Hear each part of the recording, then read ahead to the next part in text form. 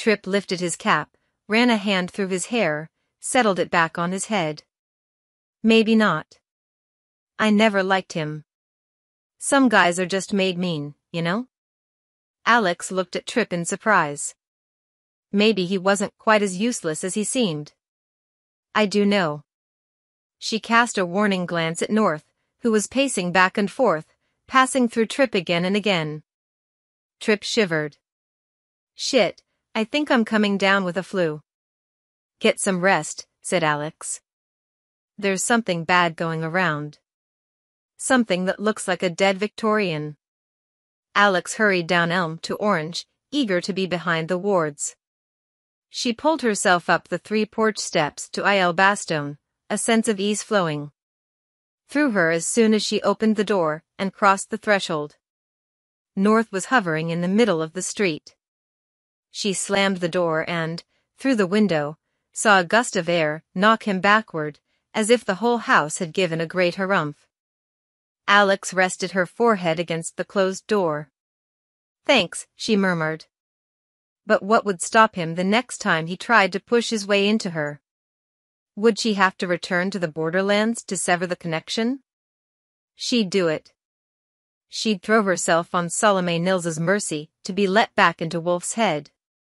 She'd let Dawes drown her 1,000 times. Alex turned, heaping her back against the door. It felt like safe harbor. Afternoon light filtered through the remaining stained glass window in the foyer. The other had been boarded up, the pebbles and shards of shattered glass lying dull in the deep shadow. There was blood on the old wallpaper where Dawes had hit her head. No one had made an attempt to clean it. Alex peered through the archway to the parlor, half expecting to see Dawes there.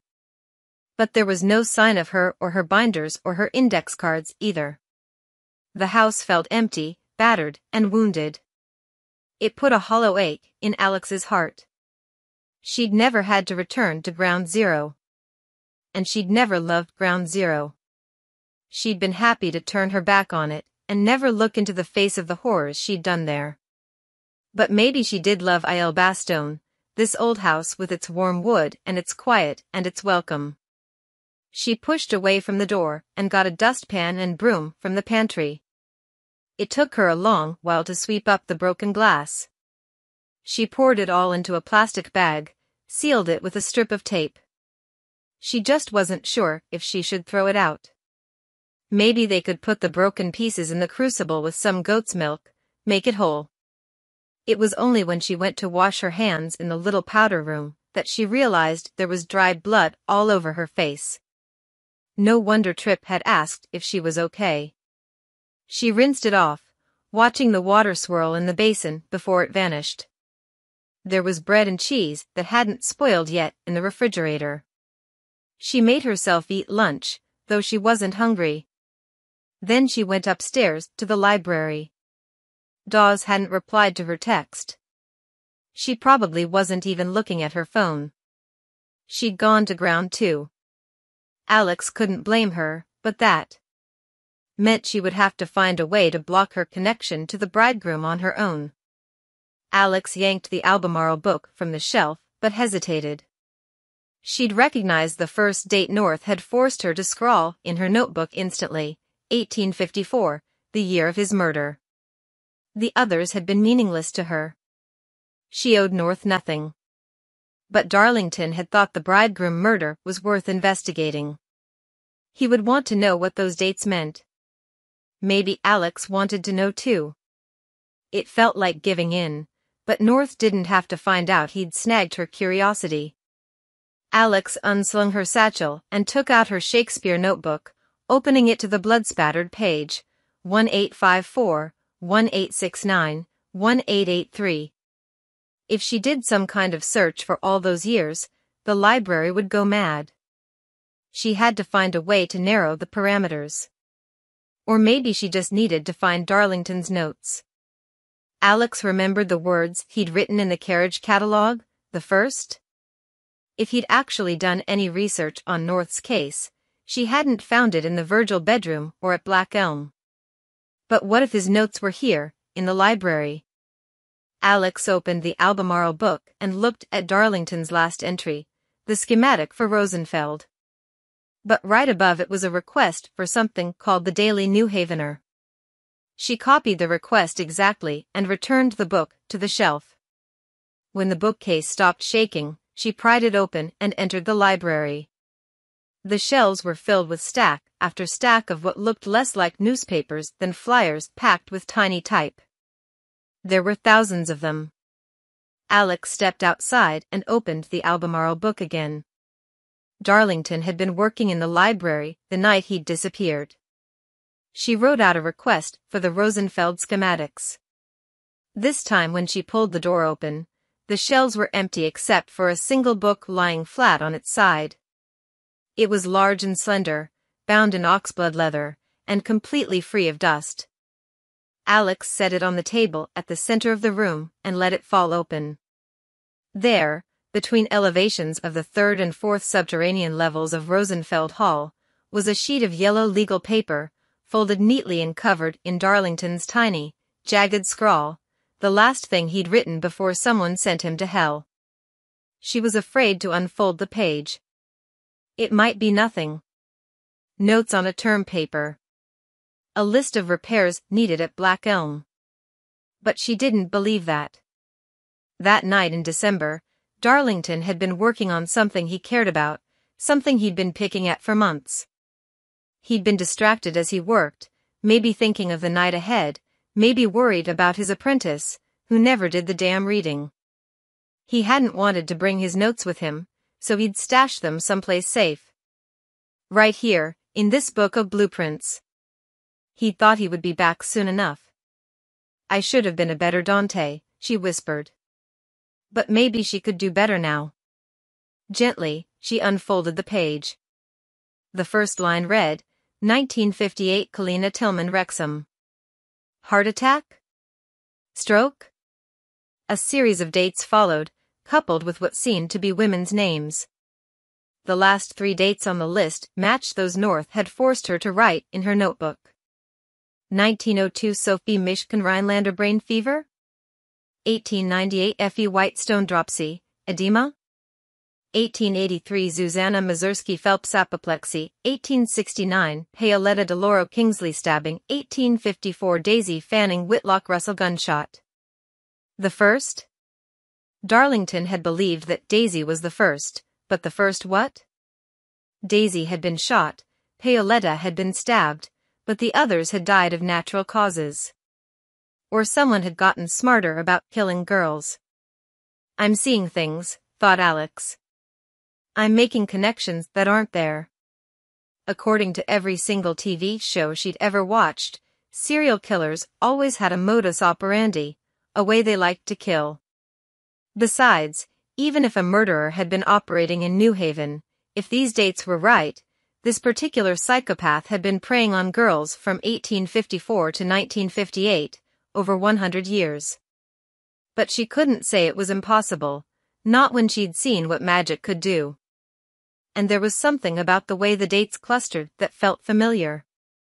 The pattern matched the way the societies had been founded.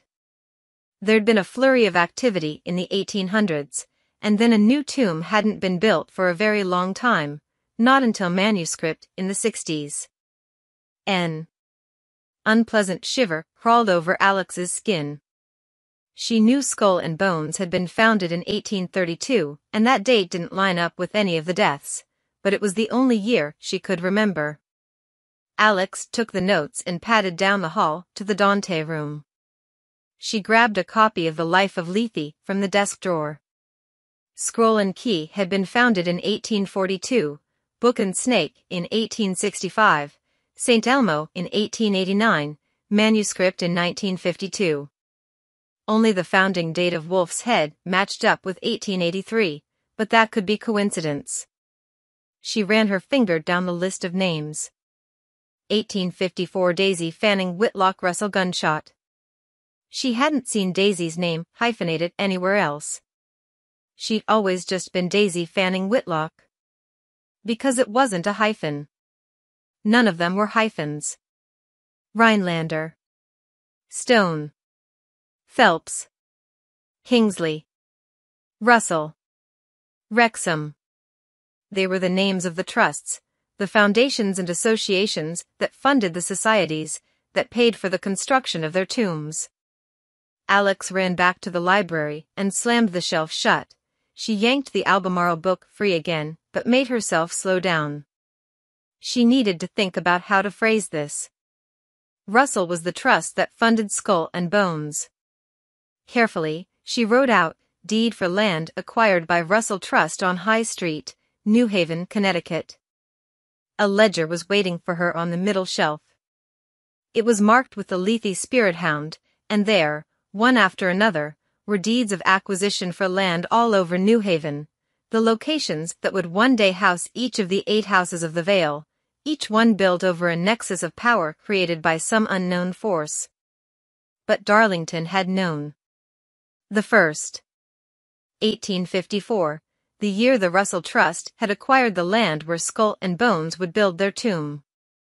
Darlington had pieced together what had created those focal points of magic that fed the society's rituals, that made all of it possible. Dead girls. One after another. He'd used the old editions of the New Havener to match the places they'd died to the locations of the society's tombs.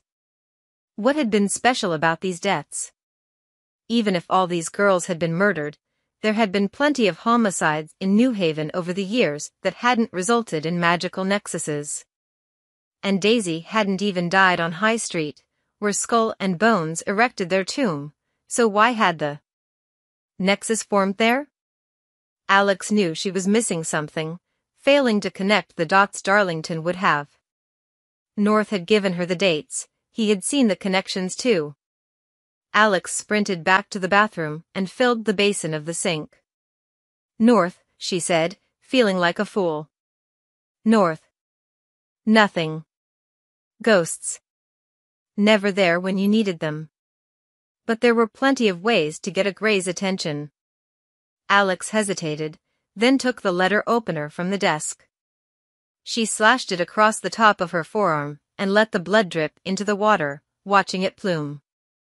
Knock knock, North. His face appeared in the reflection, so suddenly she jumped. Daisy's death created a nexus, she said. How did you find out? I couldn't find Tara. It should have been easy with that object in hand, but there was no sign of her on this side of the Vale. Just like Daisy. There's no sign of Gladys Odneg either. Something happened that day. Something bigger than my death or Daisy's. I think it happened again when Tara died. Daisy had been an aristocrat, one of the city's elite. Her death had started it all. But the other girls? Who had they been? Names like Deloro, Mazersky, Mishkin. Had they been immigrant girls working in the factories? Housemaids? Daughters of freed slaves? Girls who would have no headlines or marble headstones to mark their passing? And was Tara meant to be one of them too? A sacrifice? But why had her murder been so gruesome? So public? And why now? If these really were killings, it had been over 50 years since the last girl died. Someone needed a nexus. One of the houses of the Vale was in need of a new home. St. Elmo's had been petitioning to build a new tomb for years, and what good was a tomb without a nexus beneath it? Alex remembered the empty plot of land where Tara's body had been found. Plenty of room to build. North, she said. Go back and look for the others. She read their names to him, one after another: Kalina Tillman, Sophie Mishkin, Effie White, Zuzanna Mazersky, Paoletta Deloro. Try to find them. Alex plucked a towel from the rack and pressed it against her bleeding arm. She sat down at the desk, looked out the window onto Orange Street, trying to think. If Darlington had uncovered the cause of the nexuses, the first person he would have told was Sando. He'd probably been proud, excited to have made a new discovery, one that would shed new light on the way that magic worked in his city. But Sando had never mentioned it to her or Dawes. this final project Darlington had been pursuing. Did it matter? Sando couldn't be involved. He'd been violently attacked only a few feet from where she was sitting. He'd almost died.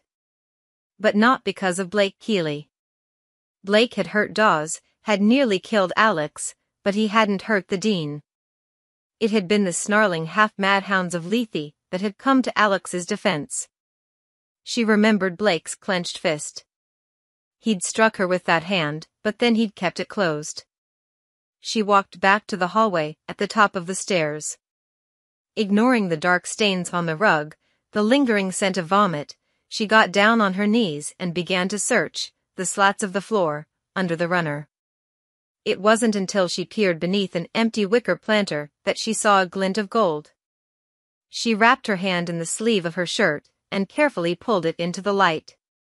A coin of compulsion. Someone had been controlling Blake. Someone had given him very specific orders. This is a funding year. Darlington had brought his theory of the girls and the tombs to Sando. But Sando had already known. Sando, who was strapped for cash after his divorce and hadn't published in years. Sando, who wanted so desperately to keep Darlington's disappearance quiet. Sando, who had delayed the ritual to find him until after that first new moon, and who had used that ritual to bar Darlington from ever returning to Black Elm. Because maybe Sando had been the one to set a trap for Darlington in the Rosenfeld basement in the first place. Even then, he'd been planning for Tara Hutchins to die, and he'd known only Darlington would comprehend what her murder really meant.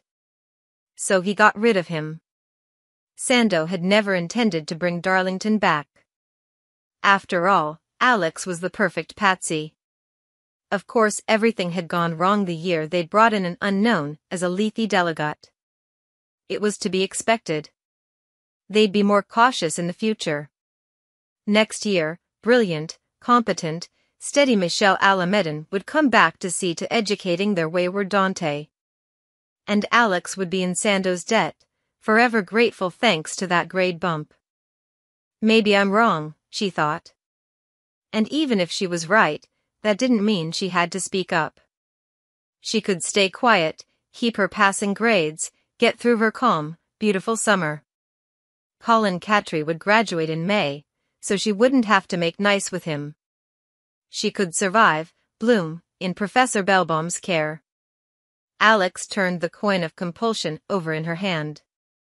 In the days after the massacre at the apartment in Van Nuys, Aton had run all over Los Angeles, trying to find out who'd killed his cousin. There were rumors it was the Russians, except the Russians liked guns, not bats. Or the Albanians, or that someone back in Israel had made sure Ariel would never return from California. Aton had come to see Alex in the hospital, despite the police officer posted at her door. Men like Aton were like Greys. They found a way in. He'd sat by her bed in the chair Dean Elliot Sando had occupied only a day before. His eyes were red and the stubble on his chin was growing out. But his suit was as slick as ever, the gold chain at his neck like some throwback to the 70s, as if it had been handed down by another generation of pimps and panderers, the passing of the torch. "You almost died the other night," he'd said. Alex had always liked his accent. She'd thought it was French at first. She hadn't known how to reply, so she licked her lips and gestured to the pitcher of ice chips. Aton had grunted and nodded. "Open your mouth," he'd said, and spooned 2 ice chips onto her tongue.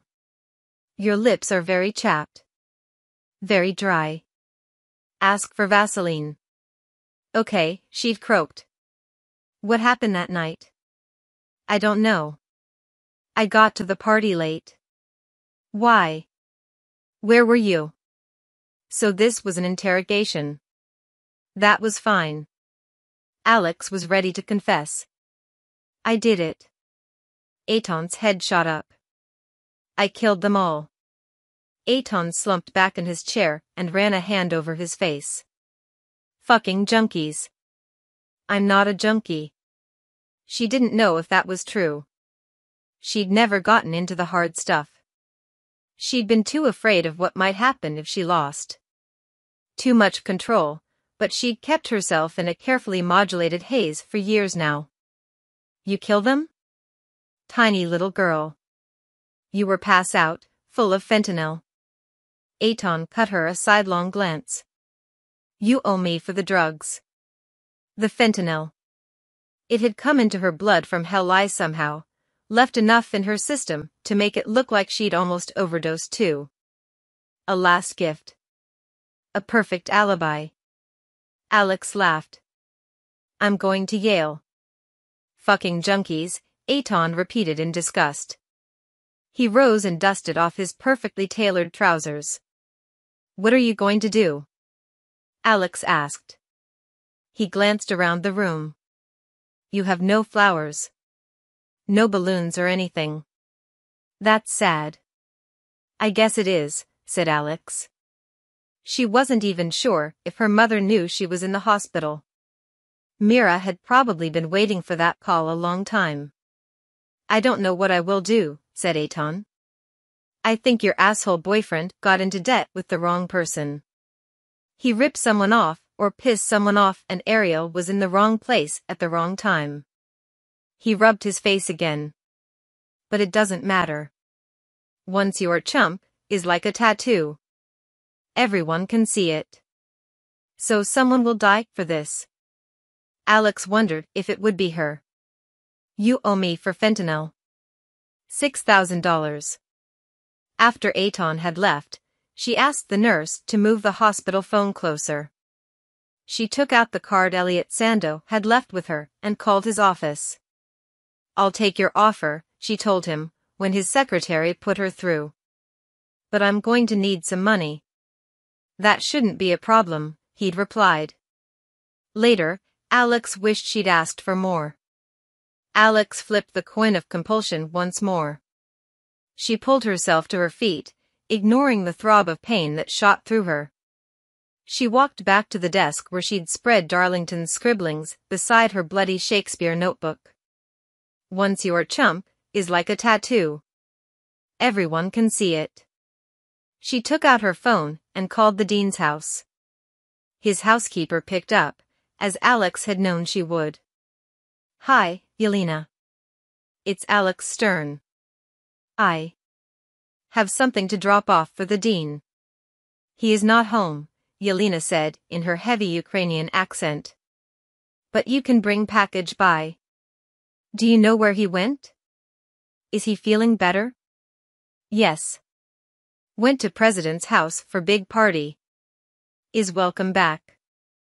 Alex had never been to the university president's house, but she knew the building. Darlington had pointed it out, a pretty stack of red brick and white trim on Hill House. That's great, said Alex. I'll be by in a bit. Alex texted Turner, we got it wrong. Meet me at the president's house.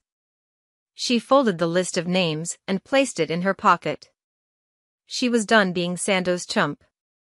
All right, Darlington, she whispered, let's go play night. 30.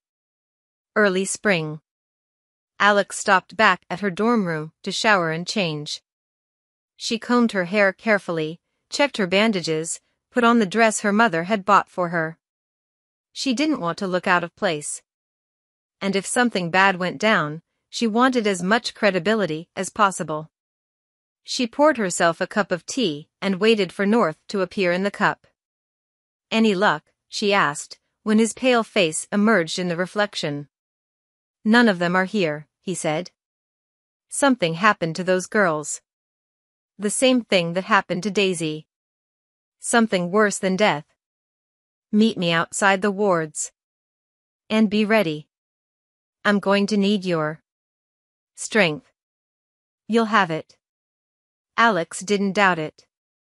Stray magic had killed North and his fiancée, Alex felt sure of it. But something else had gone on in the aftermath, something Alex couldn't explain.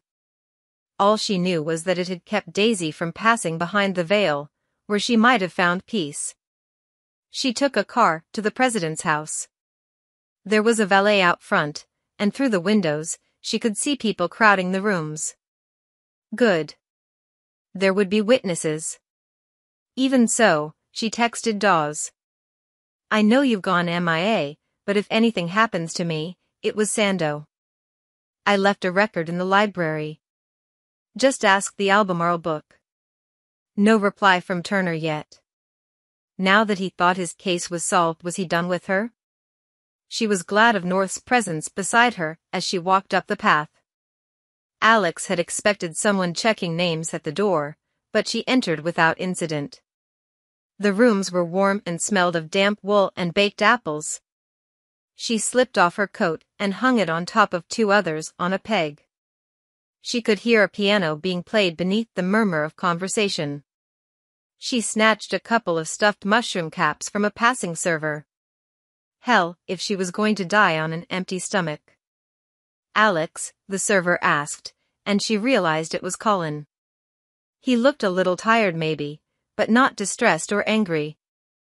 I didn't know you worked for the president too, Alex said cautiously. I'm on loan from Belbaum. I have to drive her home later if you want a ride. You working today?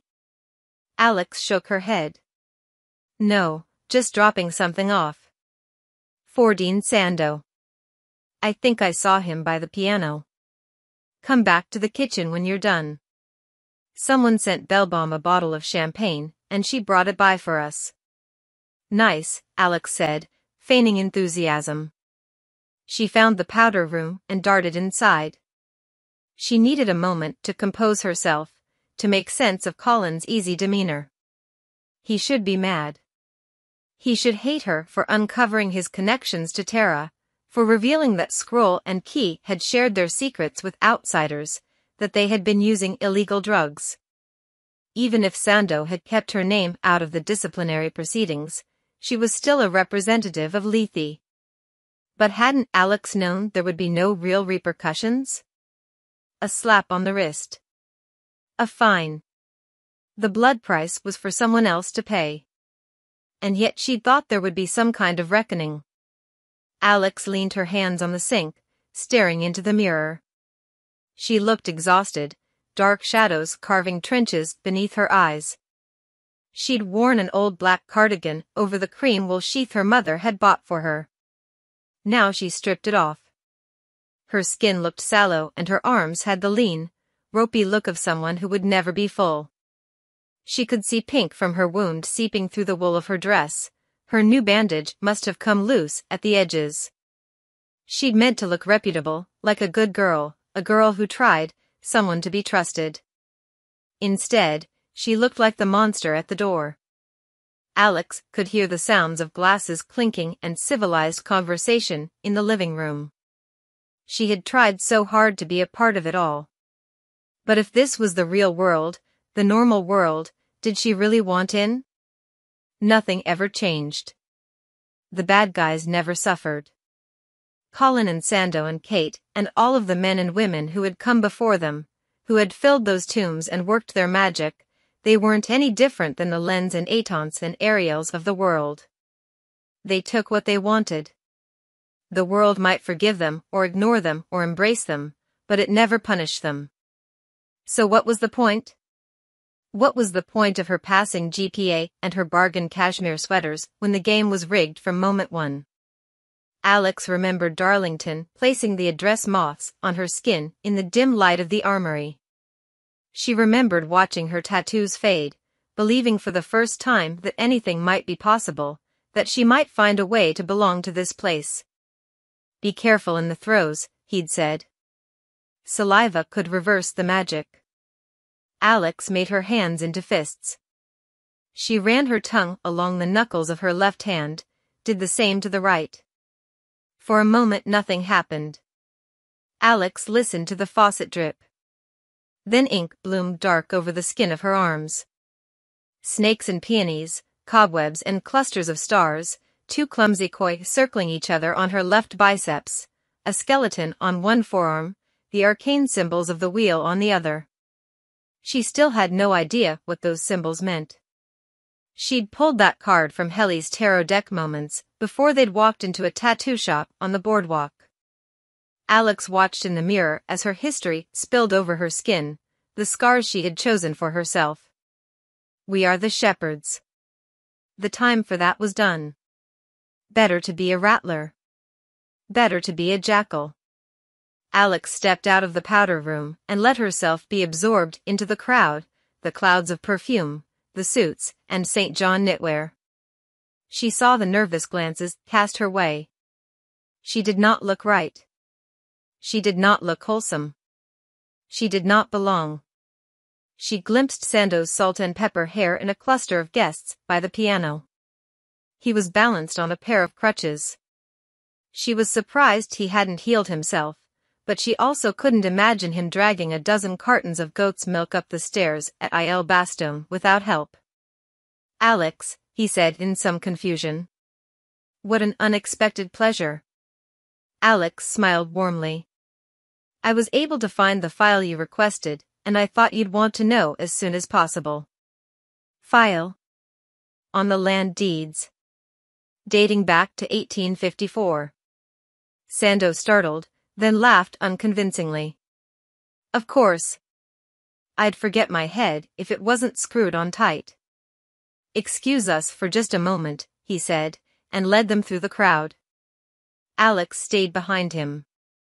She knew he was already calculating what she knew and how to question her, maybe how to silence her. She took her phone out and hit record. She would have liked the protection of the crowd, but she knew the microphone would never be able to pick up his voice in all of the party noise. Stay close, she whispered to North, who hovered at her side. Sando opened a door to an office, a lovely, perfectly square room with a stone-mantelled fireplace and French doors that looked out on a back garden caught between the leavings of snow and the green beginnings of the spring thaw. After you. You go ahead, Alex said. The dean shrugged and entered. He set his crutches aside and leaned against the desk. Alex left the door open so they would be at least partially visible to the partygoers. She didn't expect Sando to pick up a fancy paperweight and club her with it, but he'd already killed one girl. You murdered Tara Hutchins. Sando opened his mouth, but Alex stopped him with a hand. Don't start lying yet. We've got a lot of territory to cover and you'll want to pace yourself. You killed her, or you had her killed, on a triangle of unused land, one I'm guessing the Rhinelander Trust is going to move to acquire.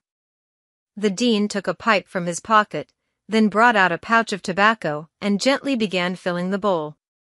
He set the pipe down beside him without lighting it. At last, he folded his arms and met her gaze. So what? Alex wasn't sure what she'd expected, but that wasn't it. So what, Miss Stern? Did they pay you? She asked. He glanced over her shoulder, making sure no one was lingering in the hallway. St. Elmo's? Yes. Last year. My divorce left me with nothing. My savings were gutted. I owed outrageous alimony. But a few dedicated St. Elmo's alumni wiped all of that trouble away with a single check. All I had to do was provide them with a nexus to build over. How did they know you could create one? They didn't. I approached them. I guessed at the pattern during my days at Lethe. I knew it would repeat. We were so long overdue. I didn't think I'd actually have to do anything. We simply had to wait.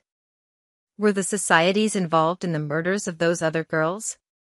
Kalina and Daisy and the rest? Again he glanced behind her. Directly?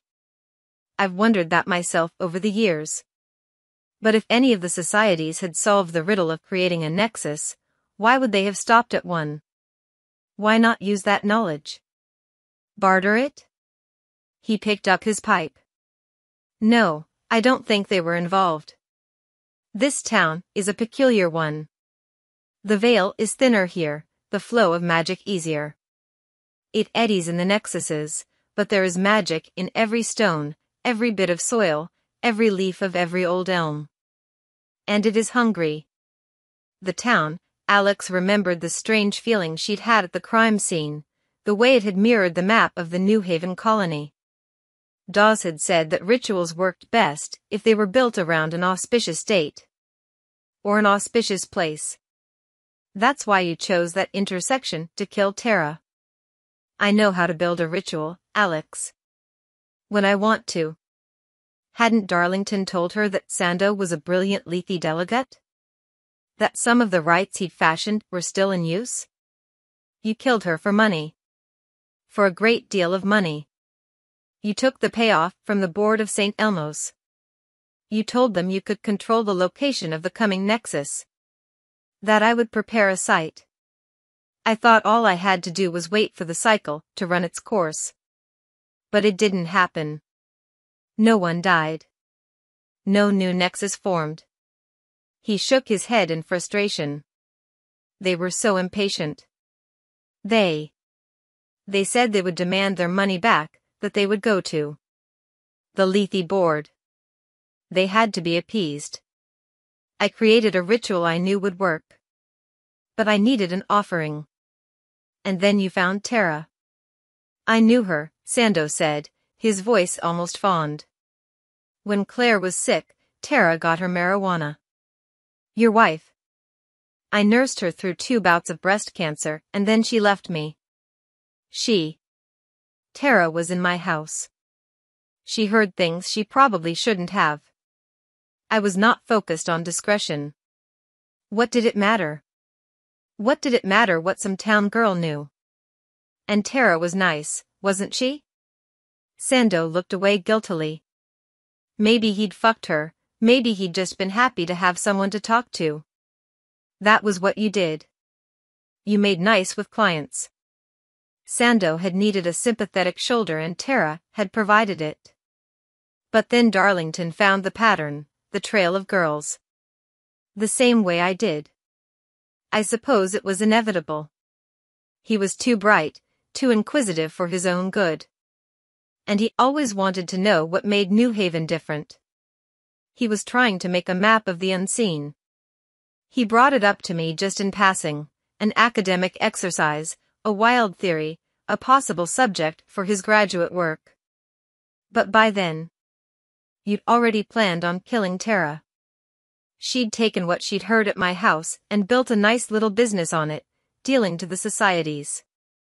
She was in too deep with keys and manuscript. The drugs. The rituals. It was all going to come crashing down. She was 19, a drug user, a criminal. She was an easy mark. Just like me. But Darlington would have figured it out. He knew about the girls that had come before. He was smart enough to connect them to Tara. So you sent the hell beast to consume him that night. Both of you, Alex. But it seems Darlington was enough to sate the beast's appetite. Or maybe he saved you in some final, foolish act of heroism. Or maybe the monster hadn't wanted to consume Alex. Maybe it had known she might burn going down. Sando sighed. Darlington liked to talk about how New Haven was always on the brink of success, always about to tip over into good luck and good fortune. He didn't understand that the city walks a tightrope. On one side, success. On the other, ruin. The magic of this place and the bloodshed to retain it is all that stands between the city and the end.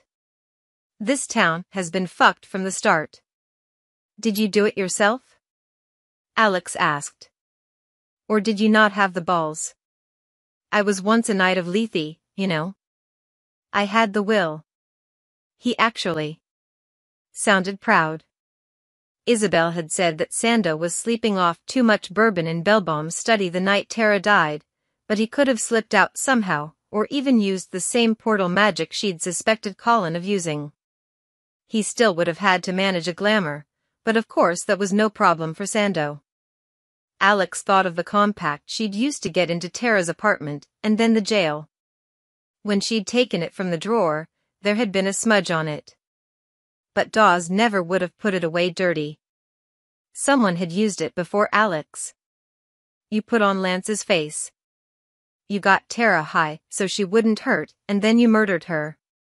Did you send the Gluma after me? I did. It was risky, maybe foolish. I have no talent for necromancy. But I didn't know what you might have discovered at the morgue. She remembered Sando sitting across from her at the hutch, his teacup perched on his knee, telling her that her power had brought on the Gluma attack, that she was to blame for it, for Tara's murder. You told me it was my fault. Well, you weren't meant to survive. I had to say something. He sounded so reasonable. Darlington knew you would be trouble. But I had no idea how much. You still don't know, said Alex. And Darlington would loathe everything about you. Darlington was a gentleman. But this isn't a time for gentlemen. He picked up his pipe. Do you know the terrible thing? That you murdered a girl in cold blood so some rich kids can build a fancy clubhouse? Seems pretty terrible. But he didn't seem to hear her. It didn't work, he said, shaking his head, his steepled brows creasing his forehead. The ritual was sound. I built it perfectly. But no nexus appeared. So Tara died and you're still screwed? I would have been if not for you. I'm advocating for manuscript to be stripped of their tomb. St. Elmo's will have a new home by the next school year. They'll get what they want. I'll get my money. So the question is, Alex, what do you want? Alex stared at him. He was actually trying to negotiate with her. What do I want? Stop killing people. You don't get to murder a girl and disappear Darlington. You don't get to use me and Dawes and Lethe because you want to live in a nice neighborhood and drive a nice car. We aren't supposed to be walking that tightrope. We are the goddamn shepherds. Sando laughed. We are beggars at the table. They throw us scraps, but the real magic, the magic that makes futures and saves lives, belongs to them. Unless we take a bit of it for ourselves. He lifted his pipe, but instead of lighting it, he tapped the contents of the bowl into his mouth. It glittered against his lips, Astrum Salinas. Star power. Compulsion. He'd given it to Blake to use on Alex that night at Il Bastone. The night Sando had sent Blake Keeley to kill her. Not this time. Alex reached out to North and, with a sudden rush, felt him flood into her, filling her with strength. She launched herself toward Sando. Stay right there, said the dean.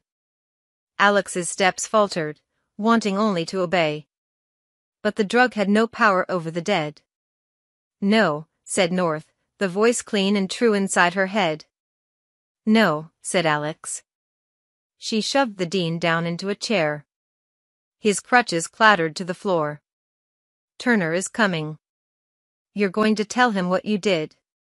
There isn't going to be another tomb for St. Elmo's. This isn't all going away with fines and suspensions. You're all going to pay.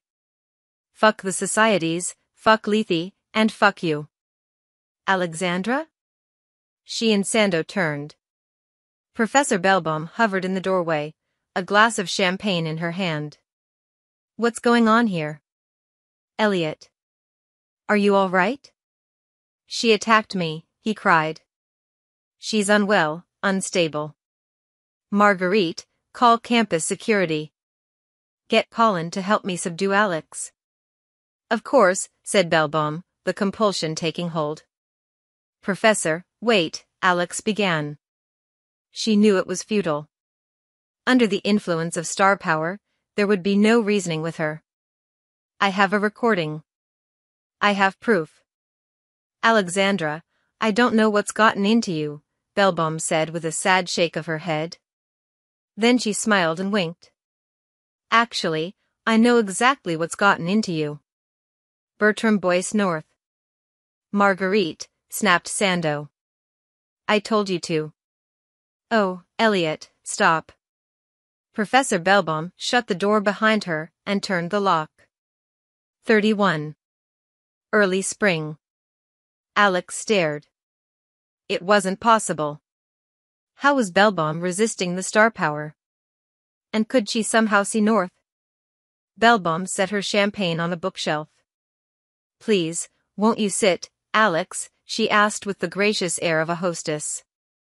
Marguerite, said Sandow sternly. We're overdue for a talk, yes?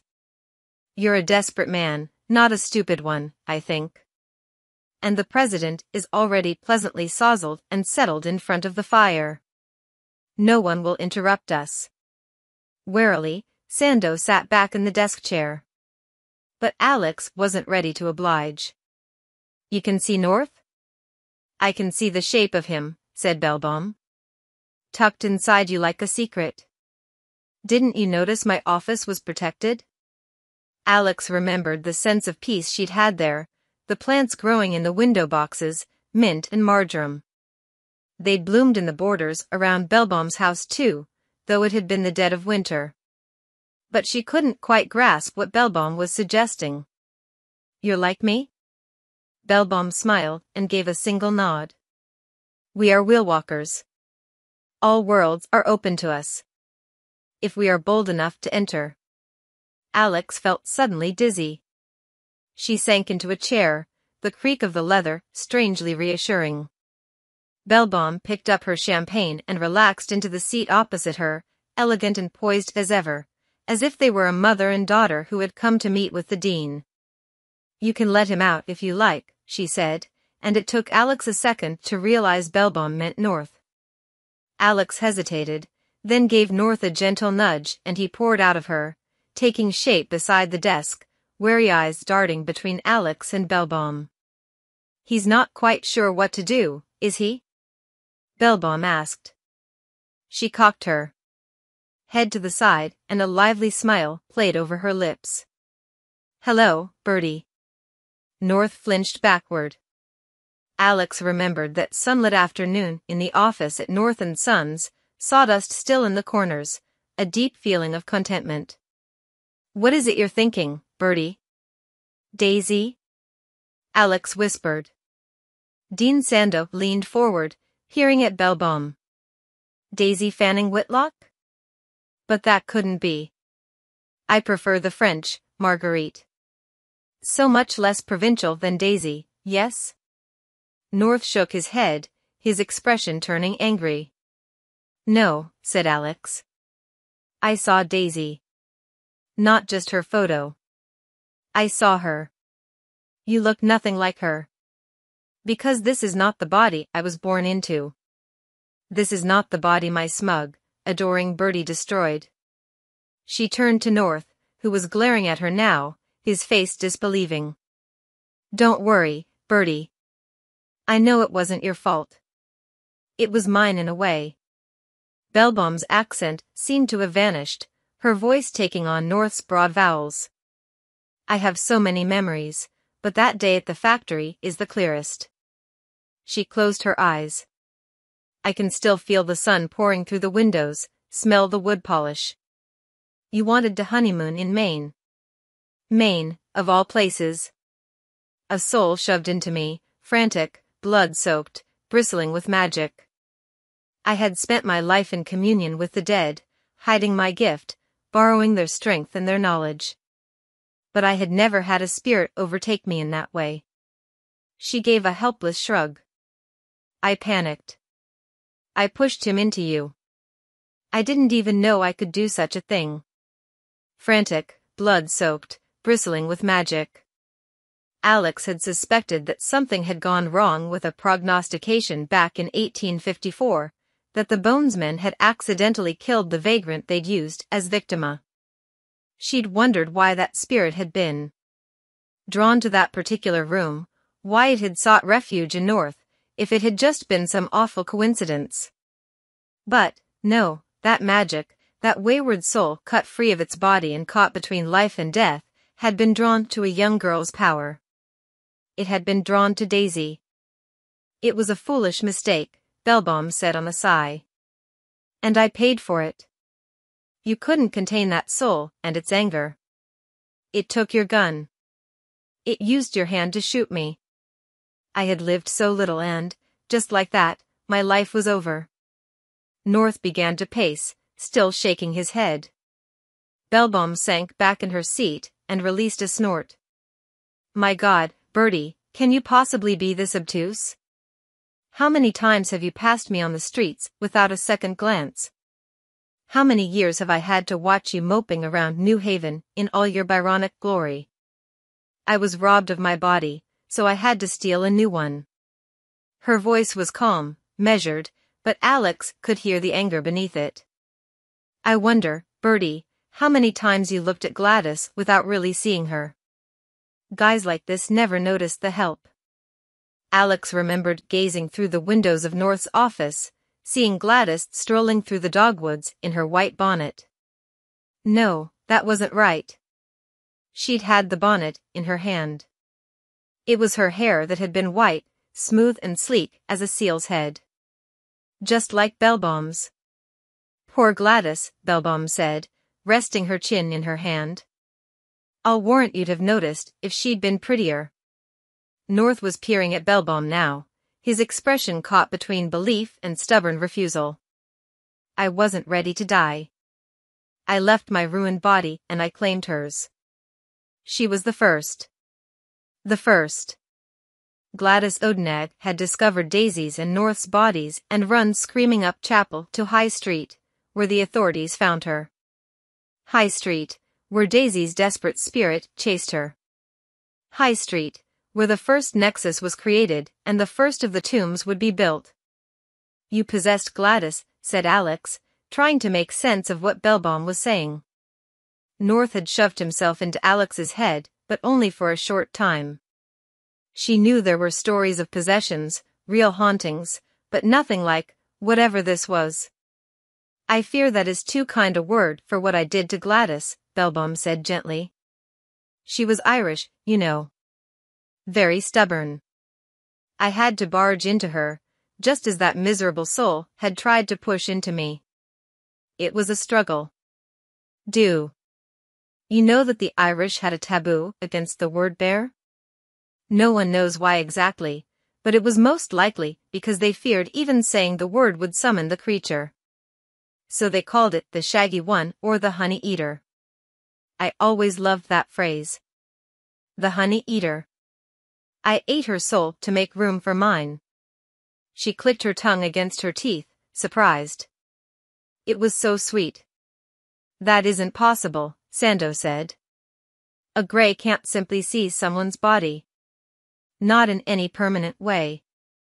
The flesh would wither and die. Clever boy, said Bellbaum. But I was no ordinary girl, and I am no ordinary Grey. My new body had to be sustained and I had the means to do it. She shot Alex a small, mischievous smile. You already know you can let the dead inside. Have you never wondered what you might do to the living? The words had weight, sinking into Alex's understanding. Daisy hadn't just killed Gladys. That had been almost incidental. She had consumed Gladys's soul. It was that violence that had created a nexus. So what had created the other nexuses? My new body had to be sustained. Gladys had been the first. But not the last. Alex stood, backing away toward the mantel. You killed them all. All of those girls. One by one. You ate their souls. Bellbaum gave a single nod. It was almost a bow. And left their bodies. Husks for the undertaker. It's no different than what you do when you draw a Grey inside you for strength, but you cannot imagine the vitality of a living soul. It could sustain me for years. Sometimes longer. Why? Alex asked desperately. It made no sense. Why these girls? Why this place? You could have gone anywhere, done anything. Wrong. Bellbaum's laugh was bitter. I have had many professions. Changed my name and my identity, building false lives to disguise my true nature. But I never made it to France. Not in my old body, not in this one. No matter how many souls I consume, I cannot leave without starting to decay. It's the town, said Sandow. You need New Haven. This is where the magic lives. Bellebomb smacked her palm against the arm of her chair. This dump of a town. You had no right, said Alex. Of course not. Bellebomb looked almost confused. Did the boys of Skull and Bones have the right to cut that poor man open? She bobbed her chin at Sandow. Did he have the right to murder Tara? Sandow flinched in surprise. You knew? Asked Alex. Did you eat her soul too? I am not a dog to come running when the dinner bell rings. Why would I trifle with a soul like that when I had a feast set before me? Oh, said Sandow, pressing his fingertips together. I see. Alex, she means you. Bellebomb's glance was cold. Don't look so pleased, Elliot. I'm not here to tidy up your mistakes, and I don't intend to waste any time worrying about you blabbing my secrets. You're going to die in that chair. I think not, Marguerite. Sandow stood, his face suffused with the same determination that had possessed him the night of the new moon rite, when he'd looked into the fires of hell. The curfew tolls the knell of parting day, the lowing herd wind slowly o'er the Lea. North cringed backward. He cast a desperate look at Alex, scrabbling futilely at the walls as he began to fade through the bookshelf, fighting his banishment even as fear of the death words seized him. North! Alex cried, holding out her hand to him, trying to pull him back into her. But it was too late. He disappeared through the wall. The ploughman homeward plods his weary way, declared Sandow, his voice ringing loud through the room. And leaves the world to darkness and to me. Bellebomb rose slowly from her chair and shook out the sleeves of her elegant black tunic. Poetry, Elliot? Death words. But Bellebomb didn't fear death. Why would she? She'd already met it, bested it. Sandow focused his hard eyes on Bellebomb. Perhaps in this neglected spot is laid some heart once pregnant with celestial fire.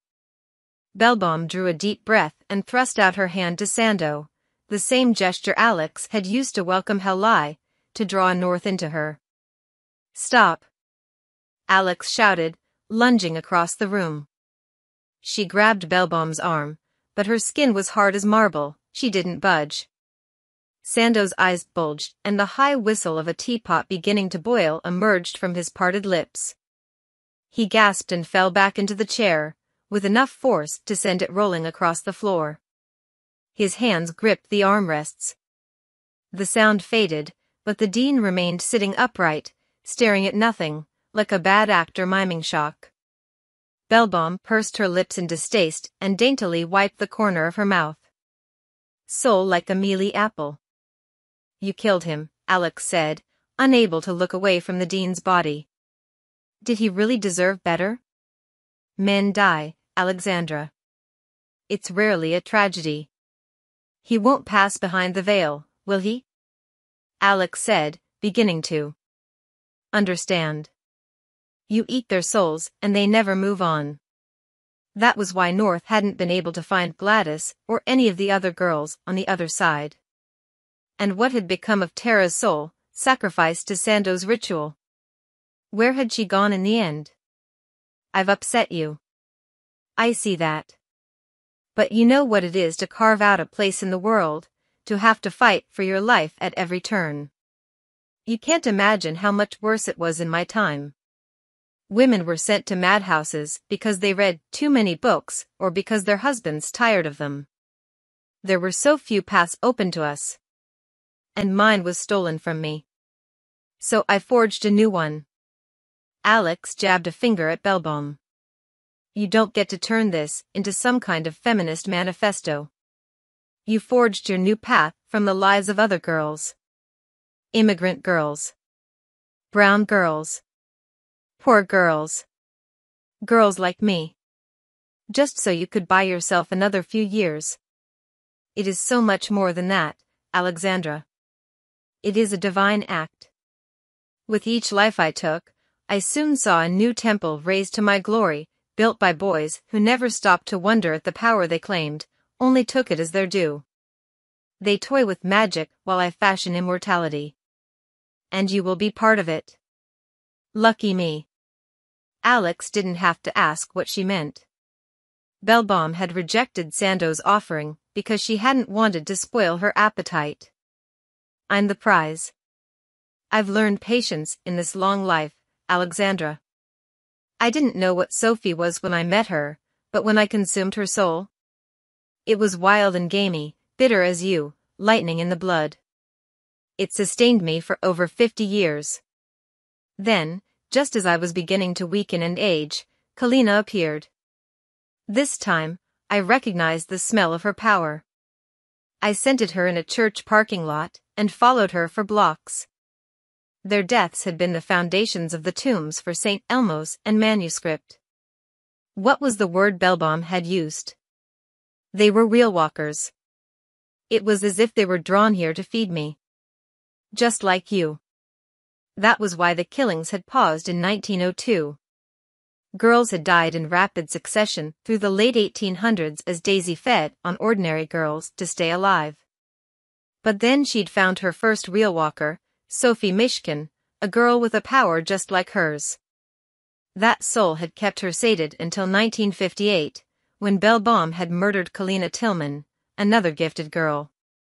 And now it was Alex's turn. This town.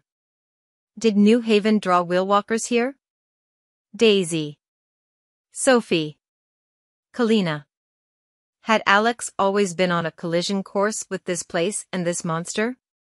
Magic feeding magic? When did you know what I was? Alex asked. From the moment we met. I wanted to let you ripen for a while. Wash the stink of the common from you. But, Belbom gave a profound shrug. She threw out her hand. Alex felt a sudden sharp pain in her chest, as if a hook had lodged beneath her sternum, notched into her heart. Around her, she saw blue flames ignite, a ring of fire surrounding her and Belbom. A wheel. She felt herself falling. Hell had been sunlight. North had been cold and coal smoke. Belbom was teeth. Alex was swaying next to the grill on the tiny balcony at Ground Zero, the smell of charcoal thick in the air, smog smeared across the hills in the distance. She could feel the bass track thumping through her bare feet. She held up her thumb, blotting out the rising moon, then making it reappear. A woman leaned over her crib, reaching for her again and again, her hands passing through Alex's body. She wept, silver tears that fell on Alex's chubby arms and vanished through her skin. Hell had hold of Alex's hand. She was pulling her along the Venice boardwalk. She slid the 9 of Wands from a tarot deck. Alex already had a card in her hands. No way I'm getting that inked on me, said Hell. Let me draw again. Len took one of the leather bracelets from his arm and fastened it around Alex's wrist. Don't tell Mosh, he whispered. His breath smelled like sour bread, but Alex had never been so happy, never felt so good. Her grandmother stood in front of the stove. Alex smelled cumin, meat roasting in the oven, tasted honey and walnuts on her tongue. We're eating vegetarian now, Mira said. At your own house, said her grandmother. When she comes here I feed her strength. In the garden, a man lingered, pruning the hedges that never changed, squinting at the sun even on cloudy days. He tried to talk to Alex, but she couldn't hear a word. One by one, Alex felt the memories plucked away like threads, caught on the spikes of Belbom's teeth, unraveling her bit by bit. Belbom, Daisy. Wanted them all, the good and the bad, the sad and the sweet, all equally delicious. There was nowhere to run. Alex tried to remember the smell of her mother's perfume, the color of the couch in the common room, anything that would help her hold on to herself as Daisy swallowed her down. She needed Leigh. She needed Darlington. She needed, what was her name? She couldn't recall, a girl with red hair, headphones around her neck. Hammy? Alex was curled up on a bed. She was surrounded by monarchs that became moths. A boy was behind her, nestled against her. He said, "I will serve you till the end of days." Bellbaum's teeth sank deeper. Alex couldn't remember her body, her arms. She'd be gone soon. Was there some relief, along with the fear? Each sadness and loss and mistake would be wiped away. She'd be nothing at all. Bellbaum was going to crack her open. She was going to drink Alex dry. A wave rose over the stone plaza of Beinecke. A beautiful dark-haired boy was shouting. Let all become mid-ocean. She could drift into the Pacific, past Catalina, watch the ferries come and go. The wave crashed over the plaza, carrying away a tide of grays. Alex remembered cowering on the floor of that beautiful library, tears streaming down her cheeks, singing her grandmother's old songs, speaking her grandmother's words. She'd been hiding from the grays, hiding behind Darlington. His name was Darlington. Darlington in his dark coat. She'd been hiding the way she had her whole life. She'd sealed herself away from the world of the living, for the sake of being free of the dead. Let all become mid-ocean. Alexandra. Bellbaum's voice. A warning. As if she knew the thought as soon as it entered Alex's head. She didn't want to hide anymore. She'd thought of herself as a survivor, but she'd been no better than a beaten dog, snapping and snarling in any attempt to stay alive. She was more than that now. Alex stopped fighting. She stopped trying to close herself off from Bellbaum. She remembered her body, remembered her hands. What she intended was dangerous. She was glad. Let all become mid-ocean. Let me become the flood. She threw her arms wide and let herself open. Instantly she felt them, as if they had been waiting, ships on an endless sea, forever searching the dark horizon, waiting for some light, some beacon to guide them on. Throughout New Haven she felt them. Down Hill House. Up Prospect. She felt North climbing his way back from the old factory site where the death words had thrown him. Felt that kid forever looking to score tickets outside the vanished Coliseum, felt the gray running wind sprints outside Payne Whitney, felt 1,000 other grays she'd never let herself look at, old men who had died in their beds, a woman pushing a crumpled pram with mangled hands, a boy with a gunshot wound to his face, reaching blindly for the comb in his pocket. A desiccated hiker limped down the slope of East Rock, dragging her broken leg behind her, and out in Westville, in the ruined maze of Black Elm, Daniel Tabor Arlington III drew his bathrobe tight and sped toward her, a cigarette still hanging from his mouth. Come to me, she begged. Help me. She let them feel her terror, her fear burning bright like a watchtower, her longing to live another day, another hour, lighting the way. There was no end to them, flowing over the streets, past the garden, through the walls, crowding into the office, crowding into Alex. They came on in a cresting wave. Alex felt Bellbaum recoil and suddenly she could see the room, see Bellbaum before her, arm outstretched, eyes blazing. The wheel still encircled them, bright blue flame. They stood at its center, surrounded by its spokes. What is this? Bellbaum hissed. Call to the missing. Alex cried. Call to the lost. I know their names. And names had power.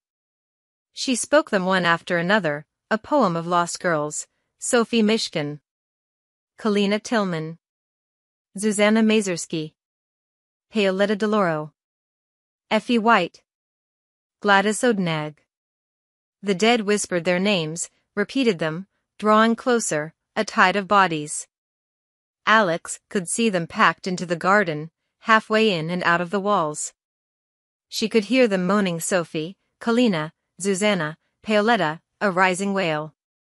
The Greys were speaking, calling out to the scraps of those souls, a murmur of voices that rose in a broken chorus, louder and louder.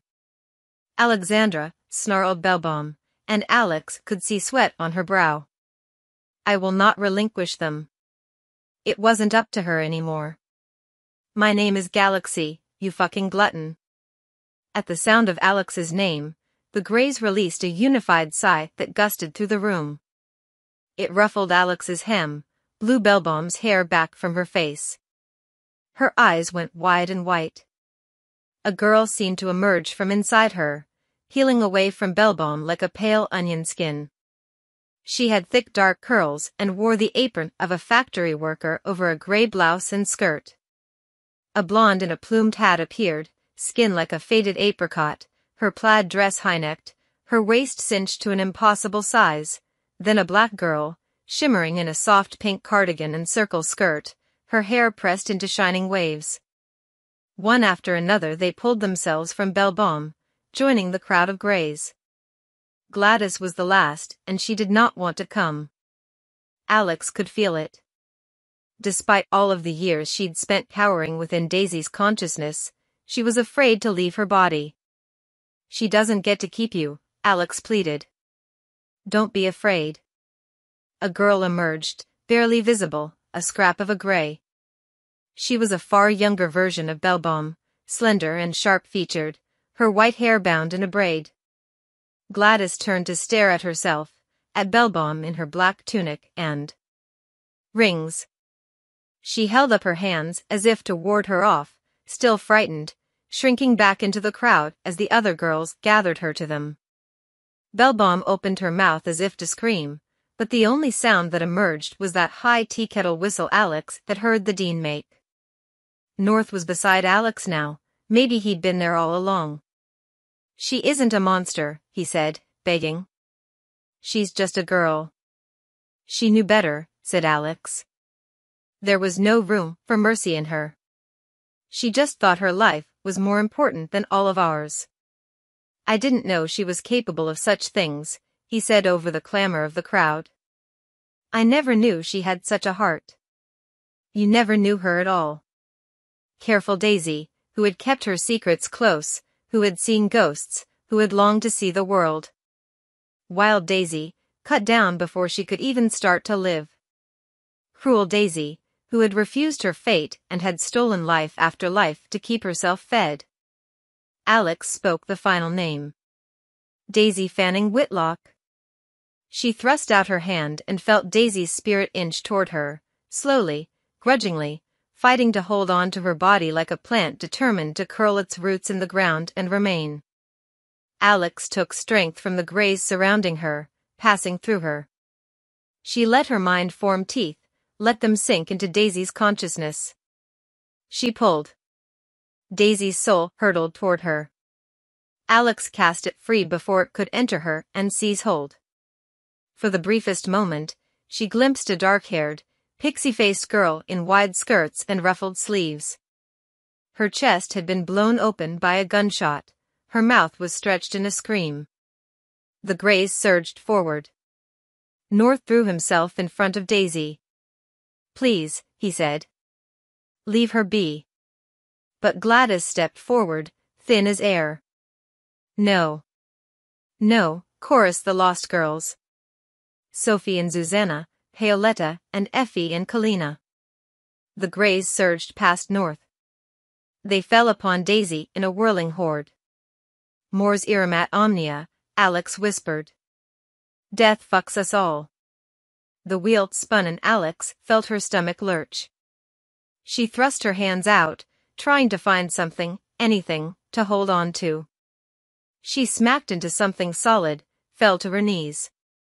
The room went suddenly still. Alex was on the carpeted floor of the president's office. She looked up, her head still spinning.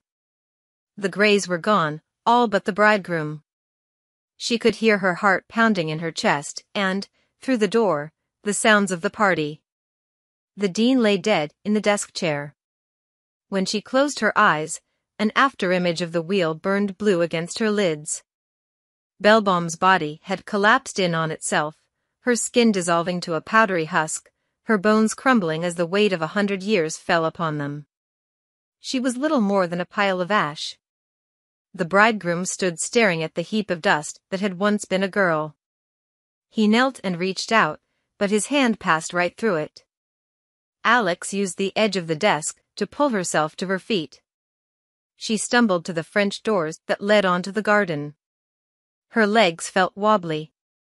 She was pretty sure the wound in her side had reopened. She unlocked the door and cold air blew through. It felt clean on her flushed cheeks and scattered Bellbaum's ashes. Helplessly, North watched them gust up from the carpet. "Sorry," Alex muttered. "But you have shit taste in women."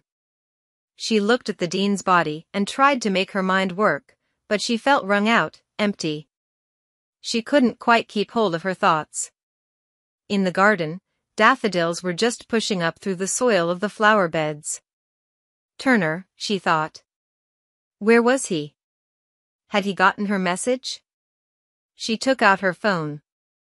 There was a message from the detective. Working a case. Stay put. Will call when I'm done. Don't do anything stupid. It's like he doesn't even know me. A burst of laughter floated through the door. She needed to think. If the records from the other deaths ascribed to Daisy were correct, then Sando's death would most likely look like a heart attack or stroke. But Alex wasn't taking any chances. She could sneak out through the garden, but people had seen her going into the office with him. She hadn't exactly been discreet. She would have to slip back into the party, try to mingle. If anyone asked, she'd claim she last saw the dean talking to Professor Bellbaum. "North," she said. He glanced up from where he'd been kneeling. "I need your help." It was possible he wouldn't be willing, that he would blame her for Daisy's final death. Alex wondered if the Greys would leave any part of her to pass beyond the veil. North's presence here, his grief, didn't make it seem likely. Slowly, North rose. His eyes were dark and mournful as ever, but there was a new caution in them as he looked at Alex. Is he afraid of me? She didn't mind the idea. Maybe he'd think twice about jumping into her skull again. Still, she felt for North. She knew loss, and he'd lost Daisy twice, first the girl he loved, and then the dream of who she'd been. "I need you to make sure there's nobody in the hall," Alex said. "No one can see me leave this room." North drifted through the door, and for a long moment Alex wondered if he'd just leave her here with a dead body and a carpet covered in powdered evil. Then he passed back through the wall and nodded the all clear. Alex made herself walk. She felt strange, wide open and exposed, a house with all its doors thrown open. She smoothed her hair, tugged down the hem of her dress. She would have to act normal, pretend nothing had happened. But Alex knew that wouldn't be a problem. She'd been doing it her whole life. 32. Spring. Alex met Dawes at the hutch and they walked up Elm to Payne Whitney, to the intersection that Sando had chosen for his murder right, the place where Tara Hutchins had died. Auspicious. Spring flowers had begun to emerge on the edges of the empty plot of land, pale purple crocus, tiny white bells of lily of the valley on their hesitant bent necks. It was hard for Alex to be away from the wards. All her life she'd seen Greys, the quiet ones, she'd called them. They weren't keeping quiet anymore. She could hear them now. The dead woman clad in a nightgown singing softly to herself outside the music school. Two young men in coats and breeches, perched on the old campus fence, exchanging gossip, the left sides of their bodies charred black from some long-ago fire. Even now she had to actively ignore the drowned roar running wind sprints outside the gym. She could hear his heavy breathing. How was that possible? Why would a ghost need to breathe? Was it just the memory of needing air? An old habit? Or a performance of being human? She gave her head a little shake. She would find a way to silence them somehow or lose her mind trying. "Someone talking?" Dawes asked, keeping her voice low. Alex nodded and rubbed her temples. She didn't know how she was going to fix this particular problem, but she did know she had to make certain the Greys didn't realize she could still hear them, not when so many were desperate for connection with the living world. She hadn't seen North since the afternoon of the party at the president's house. Perhaps he was somewhere grieving what Daisy had become. Maybe he'd created a support group on the other side of the veil for the souls she'd kept captive for so many years. Alex didn't know. They paced the perimeter of the land the dean had intended for St. Elmo's. Alex hoped flowers would grow over the place where Tara had died. She had sent the recording of Sando's confession to the Leigh board. It was horrible, they agreed. Grotesque. But mostly it was dangerous. Even if Sando's ritual had failed, they didn't want anyone getting the idea there might be a way to create a nexus through ritual homicide, and they didn't want Leigh connected to Tara's death. Excluding a few members of the board, everyone still believed Blake Keeley was responsible for the murder, and Leigh intended to keep it that way. This time, Alex wasn't going to push. She had too many new secrets that needed keeping. Sando's death had been chalked up to a sudden, massive heart attack during his welcome home party. He had a bad fall only a few weeks before. He was under tremendous financial stress. His passing had been cause for sadness, but it had drawn little attention, especially since Marguerite Belbaum had disappeared after being seen with him at the same party. She'd last been observed entering the president's office to speak to Dean Sando. No one knew where she was or if she'd come to harm, and the New Haven PD had opened an investigation. Leigh had no idea what Belbaum had been or how she was connected to Sando's death. Alex had made sure to cut off the recording before the professor entered the office. The Leigh board had never heard the term wheelwalker, and they were never going to, because unless Alex was very much mistaken, she had the ability to create a nexus anytime she wanted. All she had to do was develop a taste for souls. She'd seen the way Leigh and the societies worked. That wasn't knowledge any of them needed. Dawes glanced at the time on her phone, and in silent agreement they left Payne Whitney behind and turned right down Grove Street. Ahead, Alex saw the massive mausoleum of Book and Snake, a gloomy block of white marble surrounded by black wrought iron. Now that Alex knew they hadn't sent the Gluma after her, that they hadn't had any involvement in what happened to Tara, she had to wonder if they could help her find Tara's soul. Though she didn't like the idea of stepping beneath that portico, or of what the letterman might demand in trade, Leigh owed Tara Hutchins some kind of rest. But that would have to wait. She had another task to accomplish before she could help Tara. One she might not survive. Alex and Dawes passed under the massive Neo-Egyptian gates of the cemetery, beneath the inscription that had pleased Darlington so, "The dead shall be raised." Maybe not just the dead if Alex put her mind to it. They passed the graves of poets and scholars, presidents of Yale. A small crowd was gathered at a new headstone. Dean Sando was still keeping the best company. Alex knew there might be Leigh alumni in the crowd today, but the only one she recognized was Michelle Alamedin. She wore the same stylish coat, her dark hair pulled back in a neat twist. Turner was there too, but he gave her the barest nod.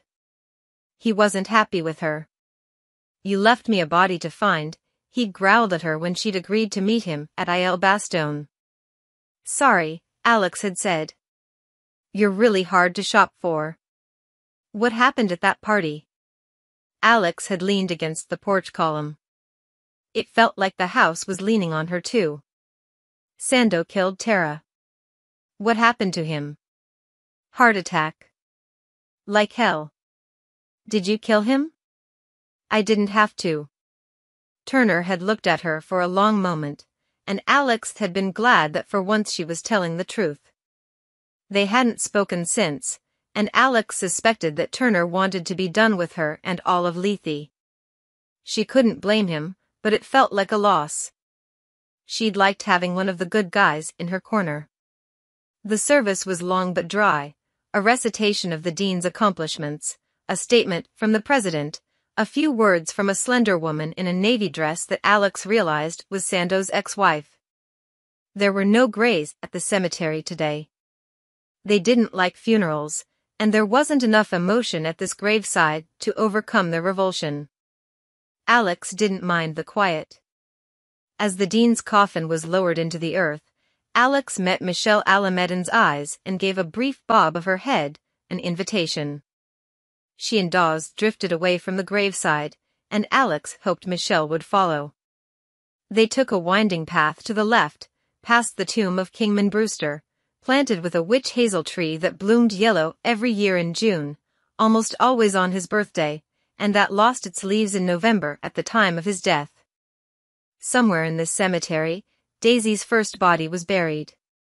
When they reached a quiet corner between two stone sphinxes, Dawes said, "Are you sure about this?" She'd worn Mom's slacks and pearl earrings to the funeral, but her red bun had slid gently to one side. "No," admitted Alex. "But we need all the help we can get." Dawes wasn't going to argue. She'd been full of apologies once Leigh had reached her at her sister's house in Westport, and she'd heard the real story of what happened at the president's party from Alex. Besides, she wanted this quest, this mission, as much as Alex did. Maybe more. Alex saw Michelle headed their way through the grass. She waited for her to join them, then dove right in. "Darlington isn't dead." Michelle sighed. "That's what this is about." "Alex, I understand, he's a demon." "Excuse me?" "He didn't die when he was eaten by the hell beast. He was transformed." "That isn't possible." "Listen," said Alex. "I've spent some time in the borderlands recently. Why am I not surprised? Every time I heard, well, I don't know what they were, Greys. Monsters? Some kind of creature that wasn't quite human on the darker shore. They were saying something I couldn't quite make out. I thought it was a name at first, Jonathan Desmond or Jean Dumond. But that wasn't it at all." "And?" Michelle's expression was rigidly impassive, as if she was fighting to appear open-minded. "Gentleman demon." That's what they were saying. They were talking about Darlington. And I think they were scared. Darlington was a gentleman. But this isn't a time for gentlemen. Alex had barely registered the dean's words at the time. But when she'd played back the recording of their conversation, they'd stuck in her head. Darlington, the gentleman of Leigh. People had always described him that way. Alex had thought of him like that herself, as if he'd somehow stepped into the wrong time. But it had still taken her a while to put it together, to realize that the creatures on that dark shore had always muttered those strange sounds when Alex mentioned Darlington or even thought about him. They hadn't been angry, they'd been frightened, the same way the Greys had been frightened the night of the prognostication. It had been Darlington who had spoken murder at the New Moon Rite, not just some echo, but it was Sando he'd been accusing, not Alex. The man who had murdered Tara.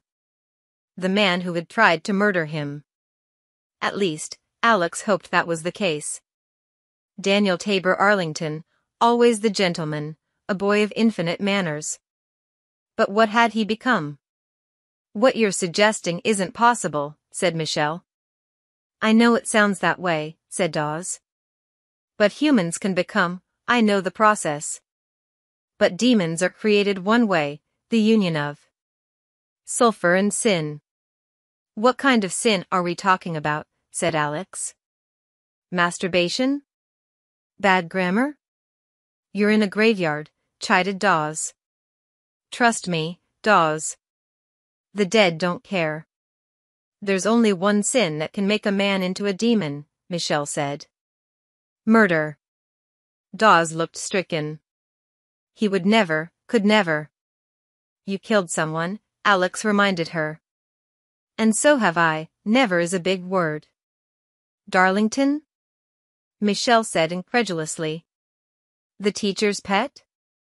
The knight in shining armor? There's a reason knights carry swords, and I didn't tag you in so we could argue. You don't want to help, that's fine. I know what I know, a hell beast was sent to kill Darlington. But he survived, and that thing shat him out in hell. We're going to go get him. We are, said Michelle. We are, said Dawes. A cold wind blew through the cemetery trees and Alex had to restrain a shiver. It felt like winter trying to hold on. It felt like a warning. But Darlington was on the other side of something terrible, waiting for rescue. Sando had stolen the golden boy of Lethe from this world, and someone had to steal him back. So, she said as the wind picked up, shaking the new leaves on their branches, moaning over the gravestones like a mourner lost to grief. Who's ready to go to hell? 27. Winter. When Alex woke, she thought she was back in the hospital in Van Nuys. The white walls. The beeping machines. Heli was dead. Everyone was dead. And she was going to jail. The illusion was fleeting. The pain burning in the wound at her side brought her back to the present. The horror of what had happened at Il Bastone returned in a rapid blur, red lights flashing, Turner and the cops flooding up the stairs. The uniforms had sent a jolt of panic through her, but then. What's your name, kiddo? Talk to me. Can you tell me what happened? You're all right now. You're all right. How gently they spoke to her. How gently they handled her. She heard Turner talking, she's a student, a freshman.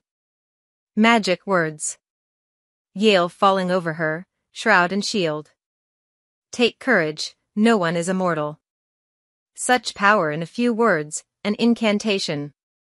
Alex pushed her blankets back and yanked at her hospital gown. Every movement hurt. Her side had been stitched up and was covered in bandages. Her mouth was dry and cottony. A nurse bustled in with a big smile on her face as she rubbed hand sanitizer between her palms. You're up, she said brightly. Alex read the name on the tag attached to her scrubs and felt a chill creep over her. Jean. Was this Jean Gatjula? The woman's skull and bones had paid to take care of Michael Reyes, to care for all of their victimy for the prognostications? It couldn't be coincidence. How are you, sweetheart? The nurse asked. How's your pain? I'm good, Alex lied. She didn't want them doping her up. Just a little groggy. Is Pamela Dawes here? Is she okay? Down the hall. She's being treated for shock. I know you've both been through it, but you have to rest now. That sounds good, Alex said, letting her eyelids flutter closed. Could I have some juice? You bet, said Jean. Back before you know it. As soon as the nurse was gone, Alex made herself sit up and slide out of bed. The pain forced her to breathe shallowly, and the sound of her own panting made her feel like an animal caught in a trap. She needed to see Dawes. She was hooked to her four, so she took it with her, wheeling it along beside her, grateful for the support. Dawes's room was at the end of the hall. She was propped up in her hospital bed on top of the covers, dressed in NHPD sweats. They were far too big for her and dark navy, but otherwise they would have fit perfectly into her grad student uniform. Dawes turned her head on the pillow. She said nothing when she saw Alex, just wriggled over to the edge of the bed to make room. Carefully, Alex hoisted herself into the bed and laid down beside her. There was barely space for the two of them, but she didn't care. Dawes was okay. She was okay. They had somehow survived this. The dean, she asked. He's stable. They put him in a cast and pumped him full of blood. How long have we been here? I'm not sure. They sedated me. I think at least a day. For a long time, they lay in silence, the sounds of the hospital filtering down the hall to them, voices at the nurse's station, the click and whir of machines. Alex was drifting into sleep when Dawes said, "They're going to cover it all up, aren't they?" "Yeah." Jean Gatjula was a sure sign of that.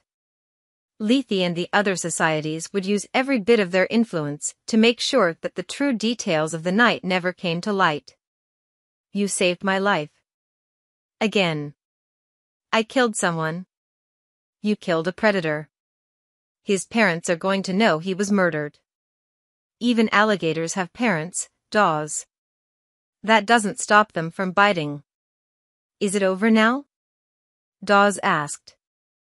"I want normal. If you ever find it, let me know." "I think so," Alex said. Dawes deserved some kind of comfort, and it was all she could offer. At least now this whole gnarled mess would unravel. Blake would be the thread that pulled it all apart. The drugs. The lies. There would be some kind of reckoning among the houses of the Vale.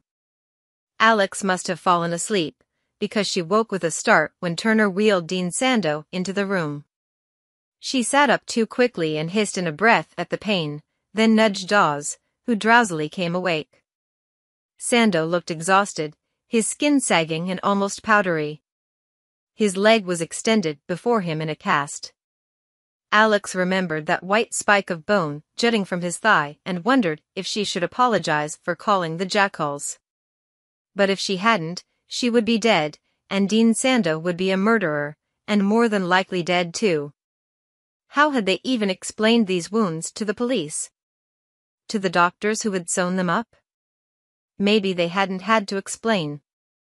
Maybe power like Leigh, power like the societies, like the Dean of Yale University, made explanations unnecessary. Detective Abel Turner looked fresh as ever, dressed in a charcoal suit and a mauve tie. He perched at the end of the big recliner tucked into the corner for overnight guests. Alex realized this was the first time they'd all been in a room together, Oculus, Dante, Centurion, and the Dean. Only Virgil was missing. Maybe if they'd started the year this way, things would have gone differently. "I suppose I should begin with an apology," said Sando. His voice sounded ragged. "It's been a hard year. A hard couple of years. I wanted to keep that poor girl's death away from Leigh. If I had known about the Meridian, the experiments with scroll and key, but I didn't want to ask, did I?" Dawes shifted in the narrow bed. "What's going to happen?" "The murder charge against Lance Gressang will be vacated," said Turner. "But he'll still face charges on dealing and possession. He and Tara were dealing psychotropics to scroll and key, possibly to manuscript, and we had a look at Blake Keeley's phone. Someone got in there to delete a bunch of big files recently." Alex kept her face blank. But the voicemails were enlightening. Tara found out what Meridian could do and what Blake was using it for. She was threatening to tell the police. I don't know if Blake was more afraid of blackmail or exposure, but there was no love lost between them. "So he killed her?" "We've been interviewing a lot of Blake Keeley's friends and associates," Turner went on. "He was not someone who liked women. He may have been escalating in some way, or using drugs himself. His behavior lately has been truly bizarre. Bizarre. Like eating the contents of a clogged toilet." But the rest made a kind of sense. Blake had barely seen the girls he used as human. If Tara had challenged his control, maybe the leap to murder hadn't been a big one. When Alex had relived Tara's death, it had been Lance's face she saw looming above her, and she'd assumed it was a glamour disguising the real murderer. But what if Blake had somehow dosed Tara with Meridian and simply commanded her to see Lance's face? Was the drug that powerful? Something else was bothering her. "Blake told me he didn't kill Tara." "He was clearly out of his right mind when he attacked you," said Sando. "No," said Alex. When she'd been seeking revenge for what he'd done to Mercy. A few days ago. He was under compulsion. Turner's eyes narrowed. You were questioning him? I had an opportunity, and I took it. Is this the time to critique Alex's methods? Dawes asked quietly. Alex bumped Dawes's shoulder with her own. Excellent point. Neither of you would have looked past Lance if I hadn't been attacking your ass. Turner laughed. Still coming out swinging, Stern? Sando gave a pained sigh. Indeed. But she's not wrong, said Dawes. No, said Sando, chastened. She's not wrong. But Blake may have believed in his own innocence. He may not have remembered committing the crime if he was under the influence when it happened. Or he may have been trying to please whoever was compelling him. Compulsion is complicated. What about the gluma that came after me? Alex asked. I don't know, said Sando. But I suspect whoever sent that monster for Darlington sent the gluma after you as well. They didn't want Lethe investigating. Who? Demanded Alex. Colin? Kate? How did they get their hands on a gluma? Had they deliberately used a monster that would cast suspicion on Book and Snake? You asked me to tell you what you were getting into. Now you know. That was what Darlington had said after he'd unleashed the jackals on her. But had he known? Had he understood that his own intelligence, his love of Lethe and its mission, would paint a target on his back? We'll find out, Sando said. I promise you that, Alex. I won't rest until it's done. Colin Cattry has been questioned. It's clear he and Tara were experimenting heavily together. With portal magic, money spells, very dangerous stuff. It's not apparent who was the instigator, but Tara wanted to go deeper and she wouldn't let Colin put on the brakes, not if he and the society wanted more of the assistance she was providing. Because Tara had gotten a taste of something more. She glimpsed true power and she knew it was her one chance to take it. She was essentially extorting him, said Sando. All of it a disgrace, and all of it happening right beneath my nose. He slumped in his wheelchair. He looked old and gray. You were in danger and I didn't protect you. You were keeping the spirit of Lethe alive, and I was so focused on Darlington's disappearance, on trying to make it seem as if all was well, on maintaining an illusion for the alumni. It is shameful. Your tenacity is a credit to Lethe, and both Turner and I will say so in our reports to the board. And what does she get for her trouble? Asked Dawes, arms crossed. You were so eager to wash your hands of Tara's murder, Alex almost died twice.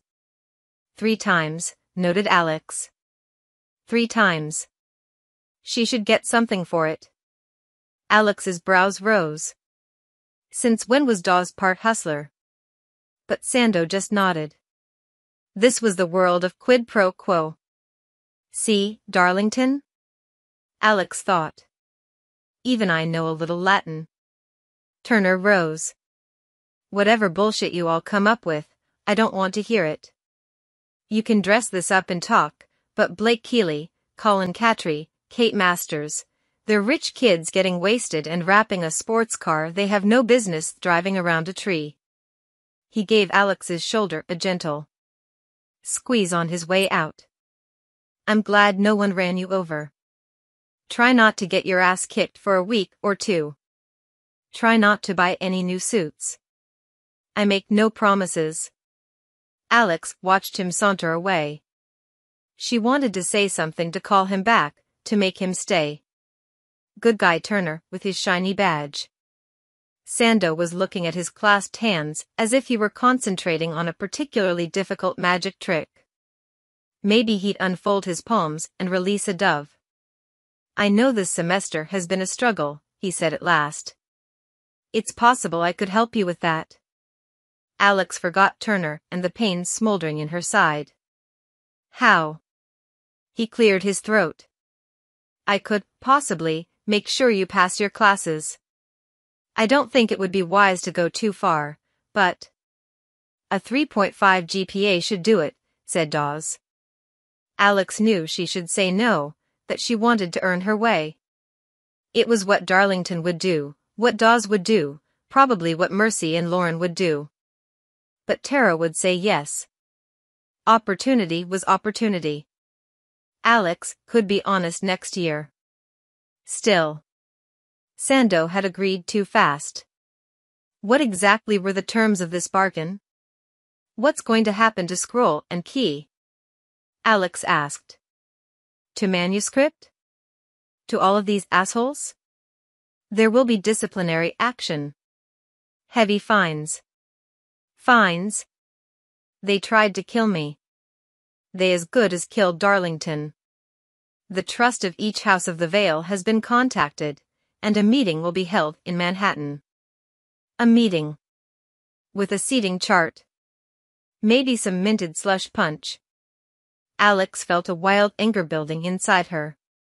Tell me someone is going to pay for what they did. We'll see, said Sando. We'll see? Sando raised his head. His eyes were fierce, lit by the same fire she'd seen when he'd faced down a hell beast on New Moon Night. You think I don't know what they're getting away with? You think I don't care? Moriarty being passed around like candy. Portal magic revealed to outsiders and used by one of them to attack a delegate of Lethe. Manuscript and Scroll and Key should both be stripped of their tombs. But Lethe won't act, asked Dawes. And destroy 2 more of the Ancient 8? His voice was bitter.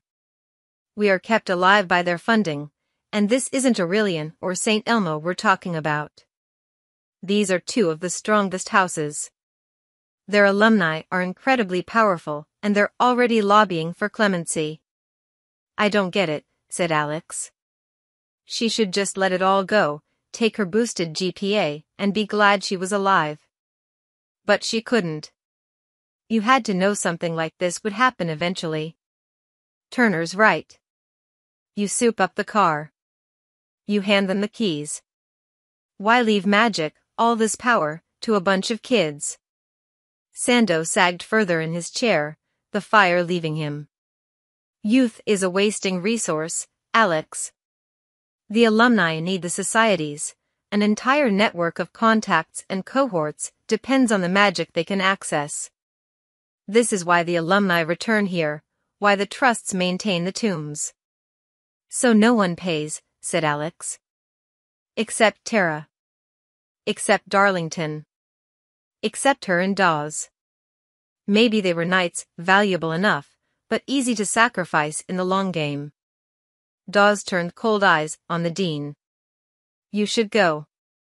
Sando looked defeated as he wheeled himself into the hall. You were right, Dawes said when they were alone. They're all going to get away with it. A brisk knock sounded at the open door. Ms. Dawes, your sister is here to pick you up, said Jean. She pointed at Alex. And you should be resting in your own bed, little miss. I'm coming back with a wheelchair. You're leaving? Alex hadn't meant to sound so accusatory. Dawes had saved her life. She could go wherever she wanted. I didn't know you had a sister. She lives in Westport, Dawes said. I just need, she shook her head.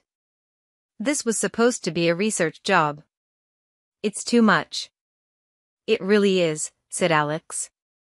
If her mom's place had been a few train stops away instead of a few thousand miles, she wouldn't have minded curling up on the couch there for a week or 12. Alex climbed out of the bed.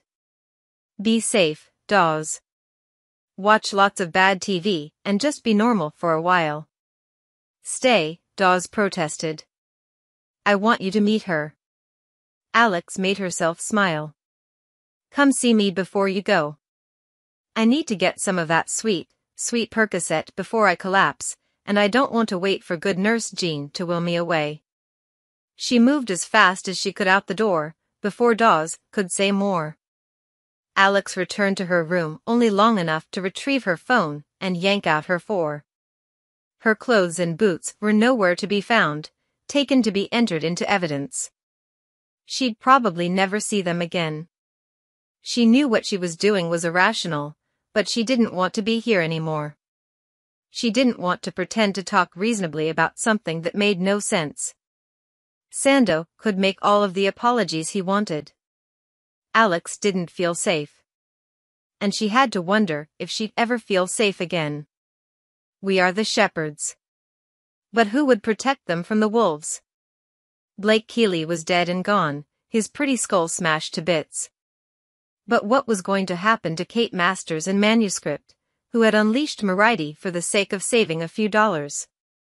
What about Colin, eager, brilliant, scrubbed-face Colin, and the rest of Scroll and Key, who had sold their secrets to criminals and possibly sent a monster to devour Darlington?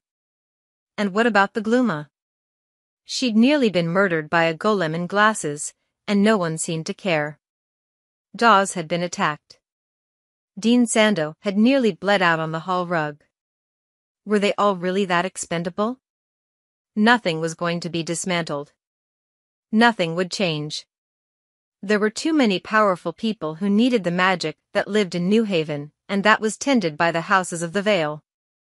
Now the investigation belonged to Sando and to faceless groups of wealthy alumni who would dole out punishment or forgiveness as they saw fit. Alex snagged a doctor's lab coat off the back of a chair and headed for the elevators in her hospital socks. She thought someone might stop her, but she strolled by the nurses' station without incident. The pain was bad enough that she wanted to bend double and cling to the wall, but she wasn't going to risk drawing attention. The elevator doors opened on a woman with auburn hair in a cream-colored sweater and snug jeans. She looked like Dawes, but Dawes winnowed down and polished to a high shine. Alex let her pass and stepped inside the elevator. As soon as the doors closed, she slumped against the wall, trying to catch her breath. She didn't really have a plan. She just couldn't be here. She couldn't make small talk with Dawes' sister. She couldn't act like what had happened was somehow fair or right or okay. She shuffled out into the cold, limped a half-block away from the hospital, and requested a ride on her phone. It was late and the streets were empty, except for the bridegroom. North hovered in the glow of the hospital lights. He looked worried as he moved toward her, but Alex couldn't bring herself to care. He hadn't found Tara. He hadn't done a damn thing to help her. It's over, she thought. Even if you don't want it to be, buddy. Unwept, unhonored, and unsung, she growled. North recoiled and vanished, his expression wounded. How are you tonight? The driver asked as she slid into the back seat. Half dead and disillusioned. How about you? She wanted to be behind the wards, but she couldn't bear the idea of returning to Il Bastone. Can you take me to York and Elm? She said. There's an alley. I'll show you. The streets were quiet in the dark, the city faceless. I'm done, Alex thought, as she dragged herself out of the car and up the staircase to the hutch, the smell of clove and comfort surrounding her. Dawes could run off to Westport. Sando could go home to his housekeeper and his incontinent Labrador. Turner, well, she didn't know who Turner went home to. His mother. A girlfriend. The job. Alex was going to do what any wounded animal would. She was going where the monsters couldn't reach her. She was going to ground.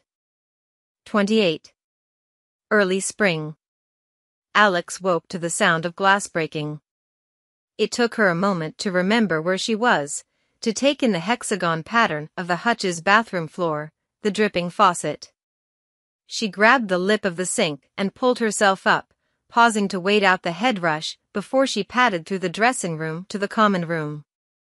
For a long moment she stared at the broken window, one leaded pane smashed, the cool spring air whistling through, the glass slivers scattered on the plaid wool of the window seat beside her discarded falafel and suggested requirements for Lethe candidates, the pamphlet still open to the page where Alex had stopped reading.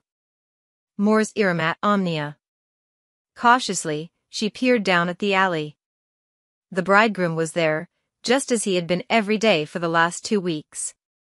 3 weeks? She couldn't be sure. But Mercy was there too, in a belted jacket patterned with cabbage roses, her black hair pulled into a ponytail, a guilty expression on her face.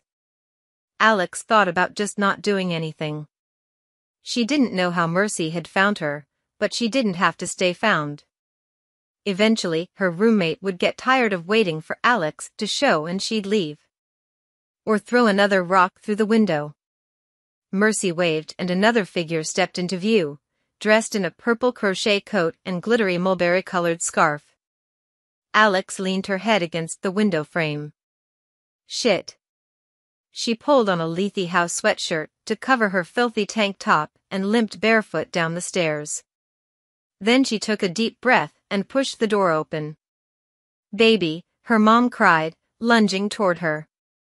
Alex squinted against the spring sunshine and tried not to actually recoil.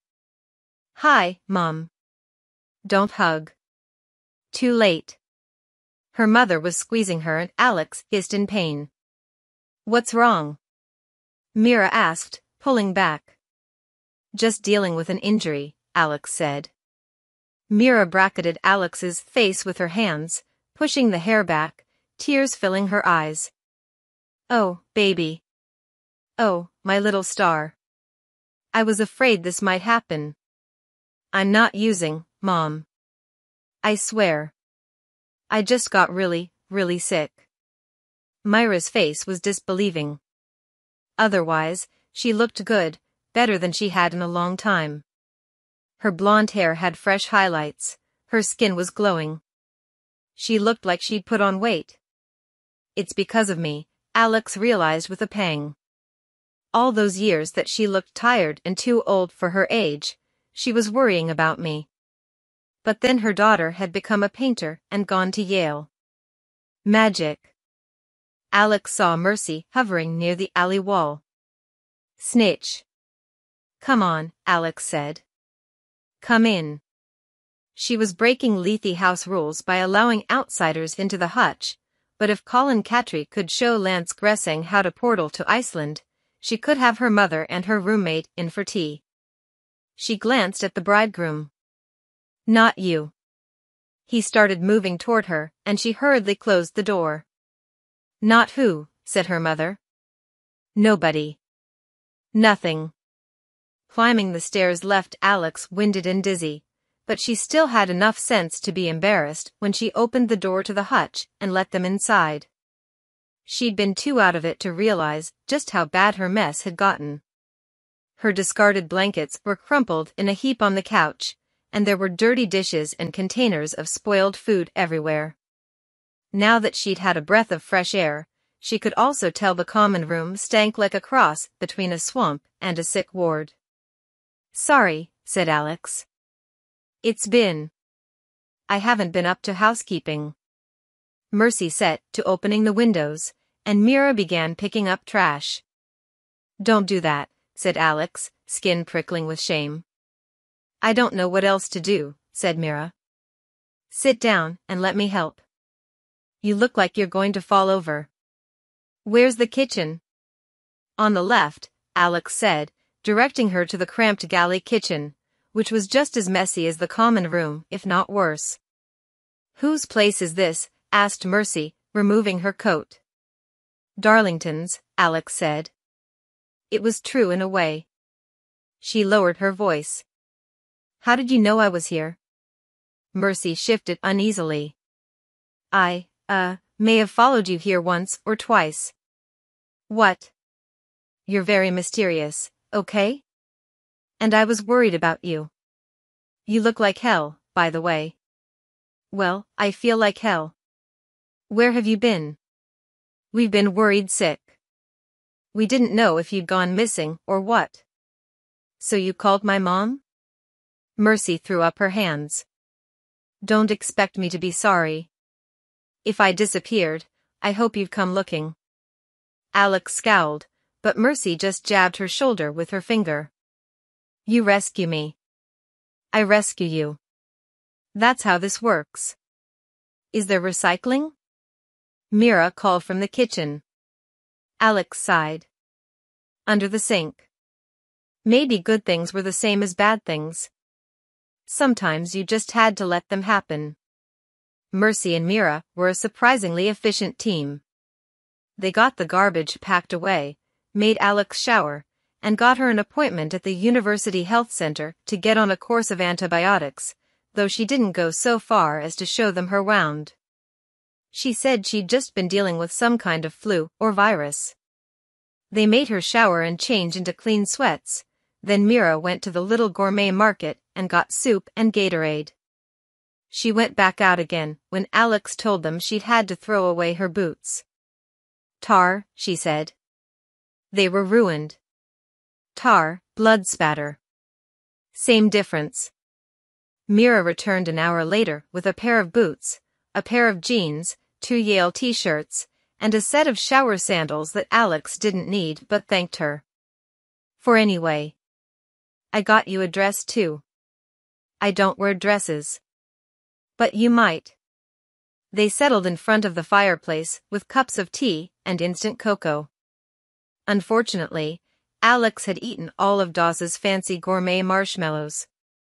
It wasn't quite cold enough for a fire, but the room felt snug and safe in the late afternoon light. How long are you here for? Alex asked. It came out with an ungrateful edge she hadn't intended. First flight out in the morning, said Mira. You can't stay longer? Alex wasn't sure how much she wanted her to. But when her mother beamed, so happy to be asked, Alex was glad she'd made the gesture. I wish I could. Work on Monday. Alex realized it must be the weekend. She'd only checked her email once since she'd holed up in the hutch and hadn't read any of Sando's messages. She'd let her phone go dead. For the first time she wondered if the societies had continued meeting without Leigh to oversee them. Maybe activity had been suspended after the attack at Il Bastone. She didn't much care. She did wonder if her mom could afford a last-minute cross-country flight. Alex wished she'd extorted some money from Leigh along with that grade bump. Mercy had brought notes from the 3 weeks of classes she'd missed and was already talking about a plan of attack before finals. Alex nodded along, but what was the point? The fix was in. Sando had said he'd make sure Alex would pass, and even if he didn't, Alex knew she didn't have the will to catch up. But she could pretend. For Mercy's sake, and for her mother's. They ate a light dinner and then made the slow walk back to Old Campus. Alex showed her mom the Vanderbilt courtyard and their shared suite, her map of California and the poster of Layton's Flaming June, which Darlington had once rolled his eyes at. She let Mira coo over the sketchbook she'd tried to make herself pick up once in a while for the sake of appearances, but admitted she hadn't been drawing or painting much.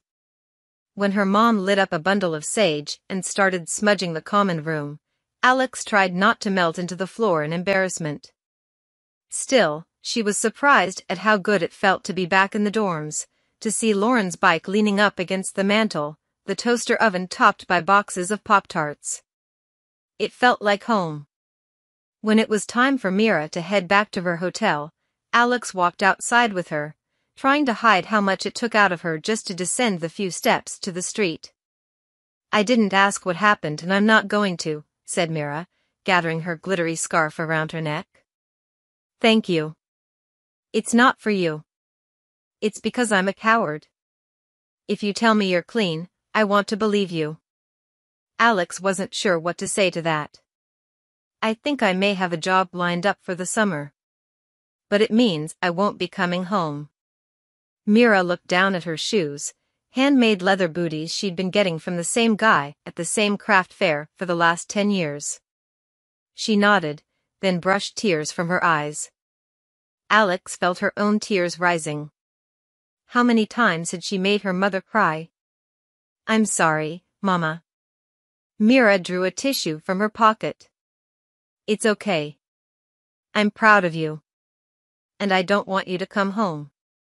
After all of those horrible things with those horrible people. This is where you belong. This is where you were meant to bloom. Don't roll your eyes, Galaxy. Not every flower belongs in every garden. Alex couldn't quite untangle the wave of love and anger that rushed through her. Her mother believed in fairies and angels and crystal visions, but what would she make of real magic? Could she grasp the ugly truth of it all? That magic wasn't something gilded and benign, just another commodity that only some people could afford. But the car was pulling up, and it was time to say goodbye, not time to start arguments over old wounds. I'm glad you came, Mom. I am too. I hope.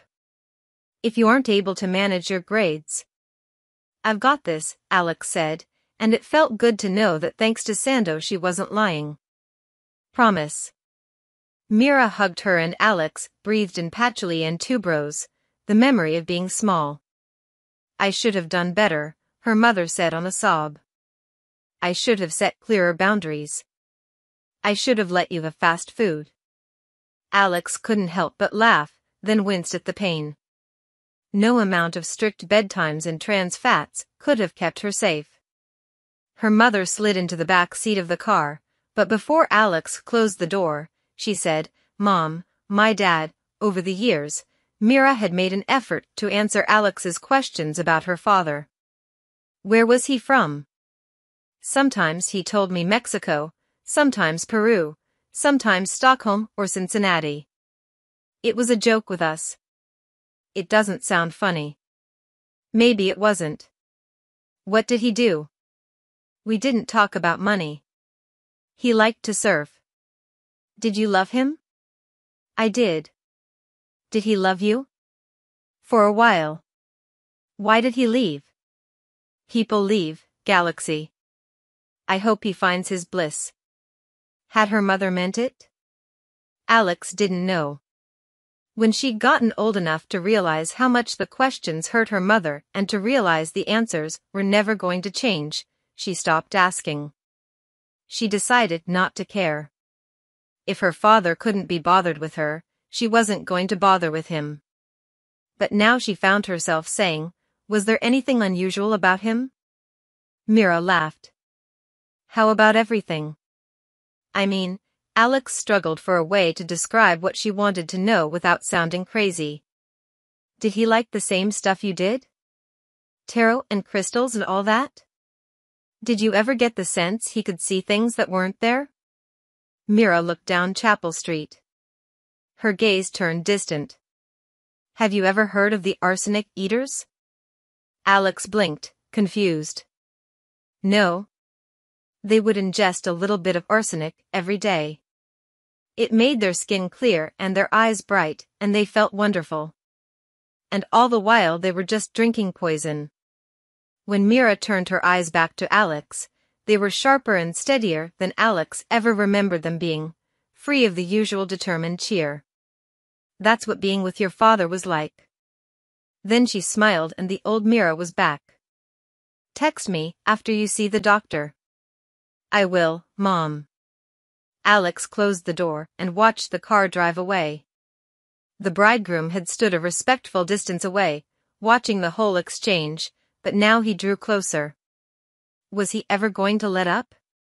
She really didn't want to go to Isle Bastone, but she was going to need the Lethe library to figure out how to break their connection.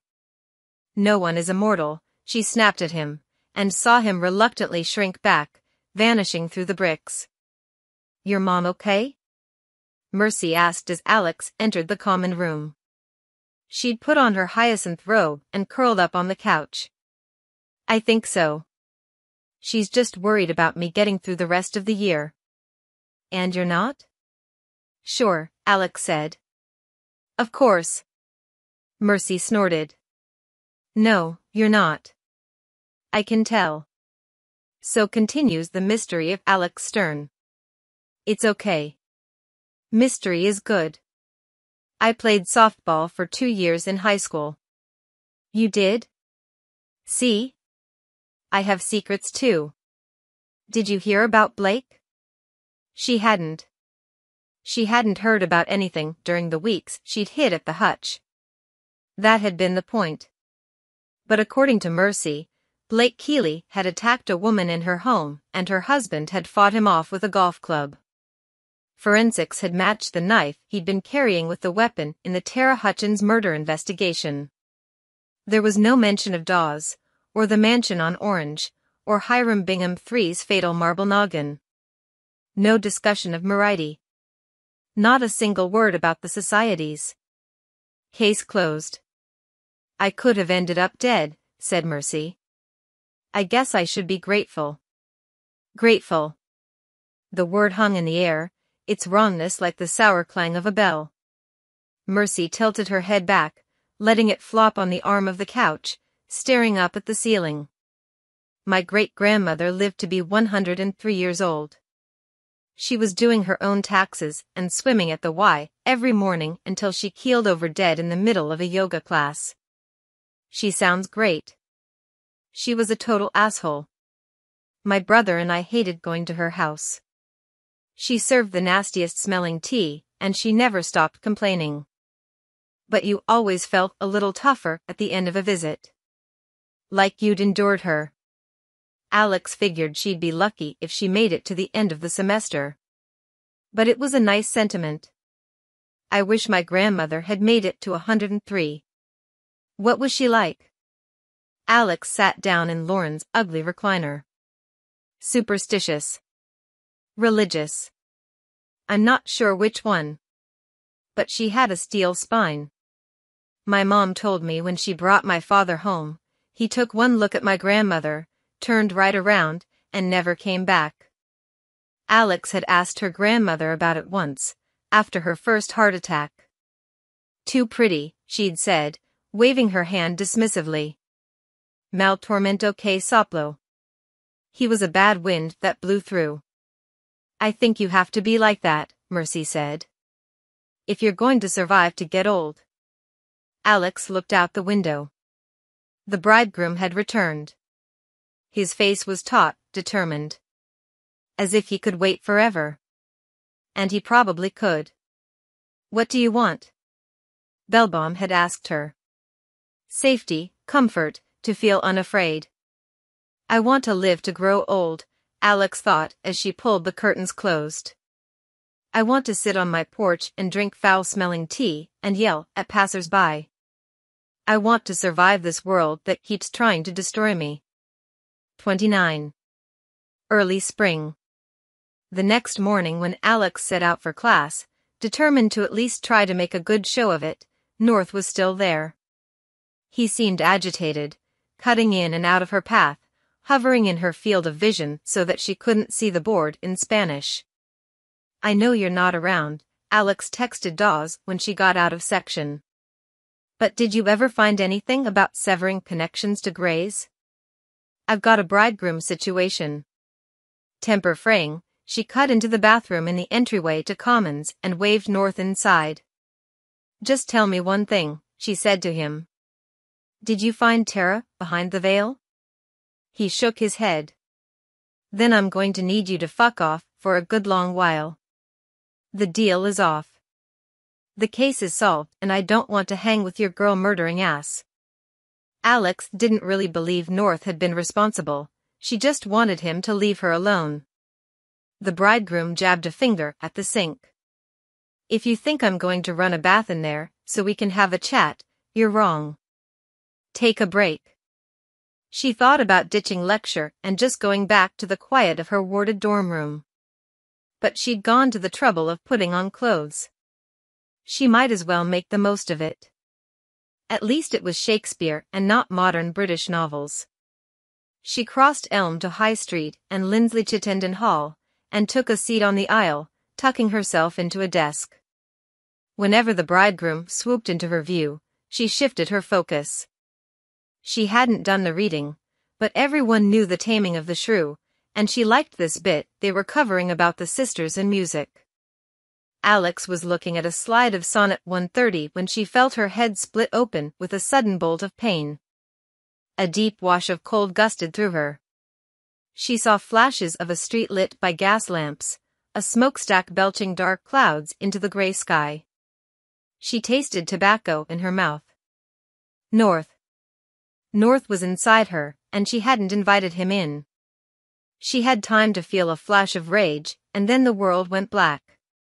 In the next second she was looking down at her paper. The professor was still talking, but Alex couldn't quite understand what she was saying. She could see the trail of the pen where her notes had left off. 3 dates had been scrawled across the page in wobbly handwriting. 1854, 1869, 1883. There was blood spattered across the page. Alex reached up and nearly smacked herself in the face. It was as if she'd forgotten how long her arm was. Hastily, she wiped her sleeve across her face. Her nose was bleeding. The girl to her right was staring at her. "You okay?" "I'm great," Alex said. She pinched her nostrils with her fingers, trying to get the bleeding to stop, as she hastily shut her notebook. North hovered just in front of her, his face stubborn. "You son of a bitch."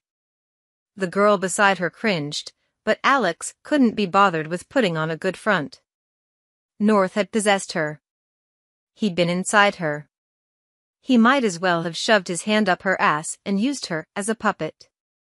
"You fucking bastard," she snarled beneath her breath. She shoved her notebook into her satchel, seized her coat, and hurried down the aisle, out of the lecture hall, and through the back door of LC. She headed straight for Il Bastone, texting Dawes furiously, SOS. Alex was limping by the time she reached the green, the pain in her side making it hard to breathe. She wished she'd brought some Percocet with her. North was still following a few feet behind. "Now you're keeping a respectful distance, you disembodied fuck," she barked over her shoulder. He looked grim, but he sure as hell didn't look sorry. "I don't know what bad shit you can do to a ghost," she promised him. "But I'm going to figure it out." All of her bluster was cover for the fear rattling around in her heart. If he'd gotten in once, could he get in again? What could he make her do? Hurt herself? Hurt someone else? She'd used North in pretty much the same way when Lance had attacked her, but her life had been in danger. She hadn't been bullying him into going on a fact-finding mission. What if other Greys found out and came barging through? It had to be the result of the bond she'd formed with him. She'd invited him in twice. She knew his name. She'd called him by it. Maybe once that door was open, it couldn't be locked again. Alex? Alex whirled, then caught her side, the pain from her wound splintering through her. Trip Helmuth stood on the sidewalk in a Navy sailing team windbreaker and a backward cap. "What do you want, Trip?" He held up his hands defensively. "Nothing. Are you okay?" "No, I'm really not. But I will be. I just wanted to thank you for, keeping that stuff with Tara quiet."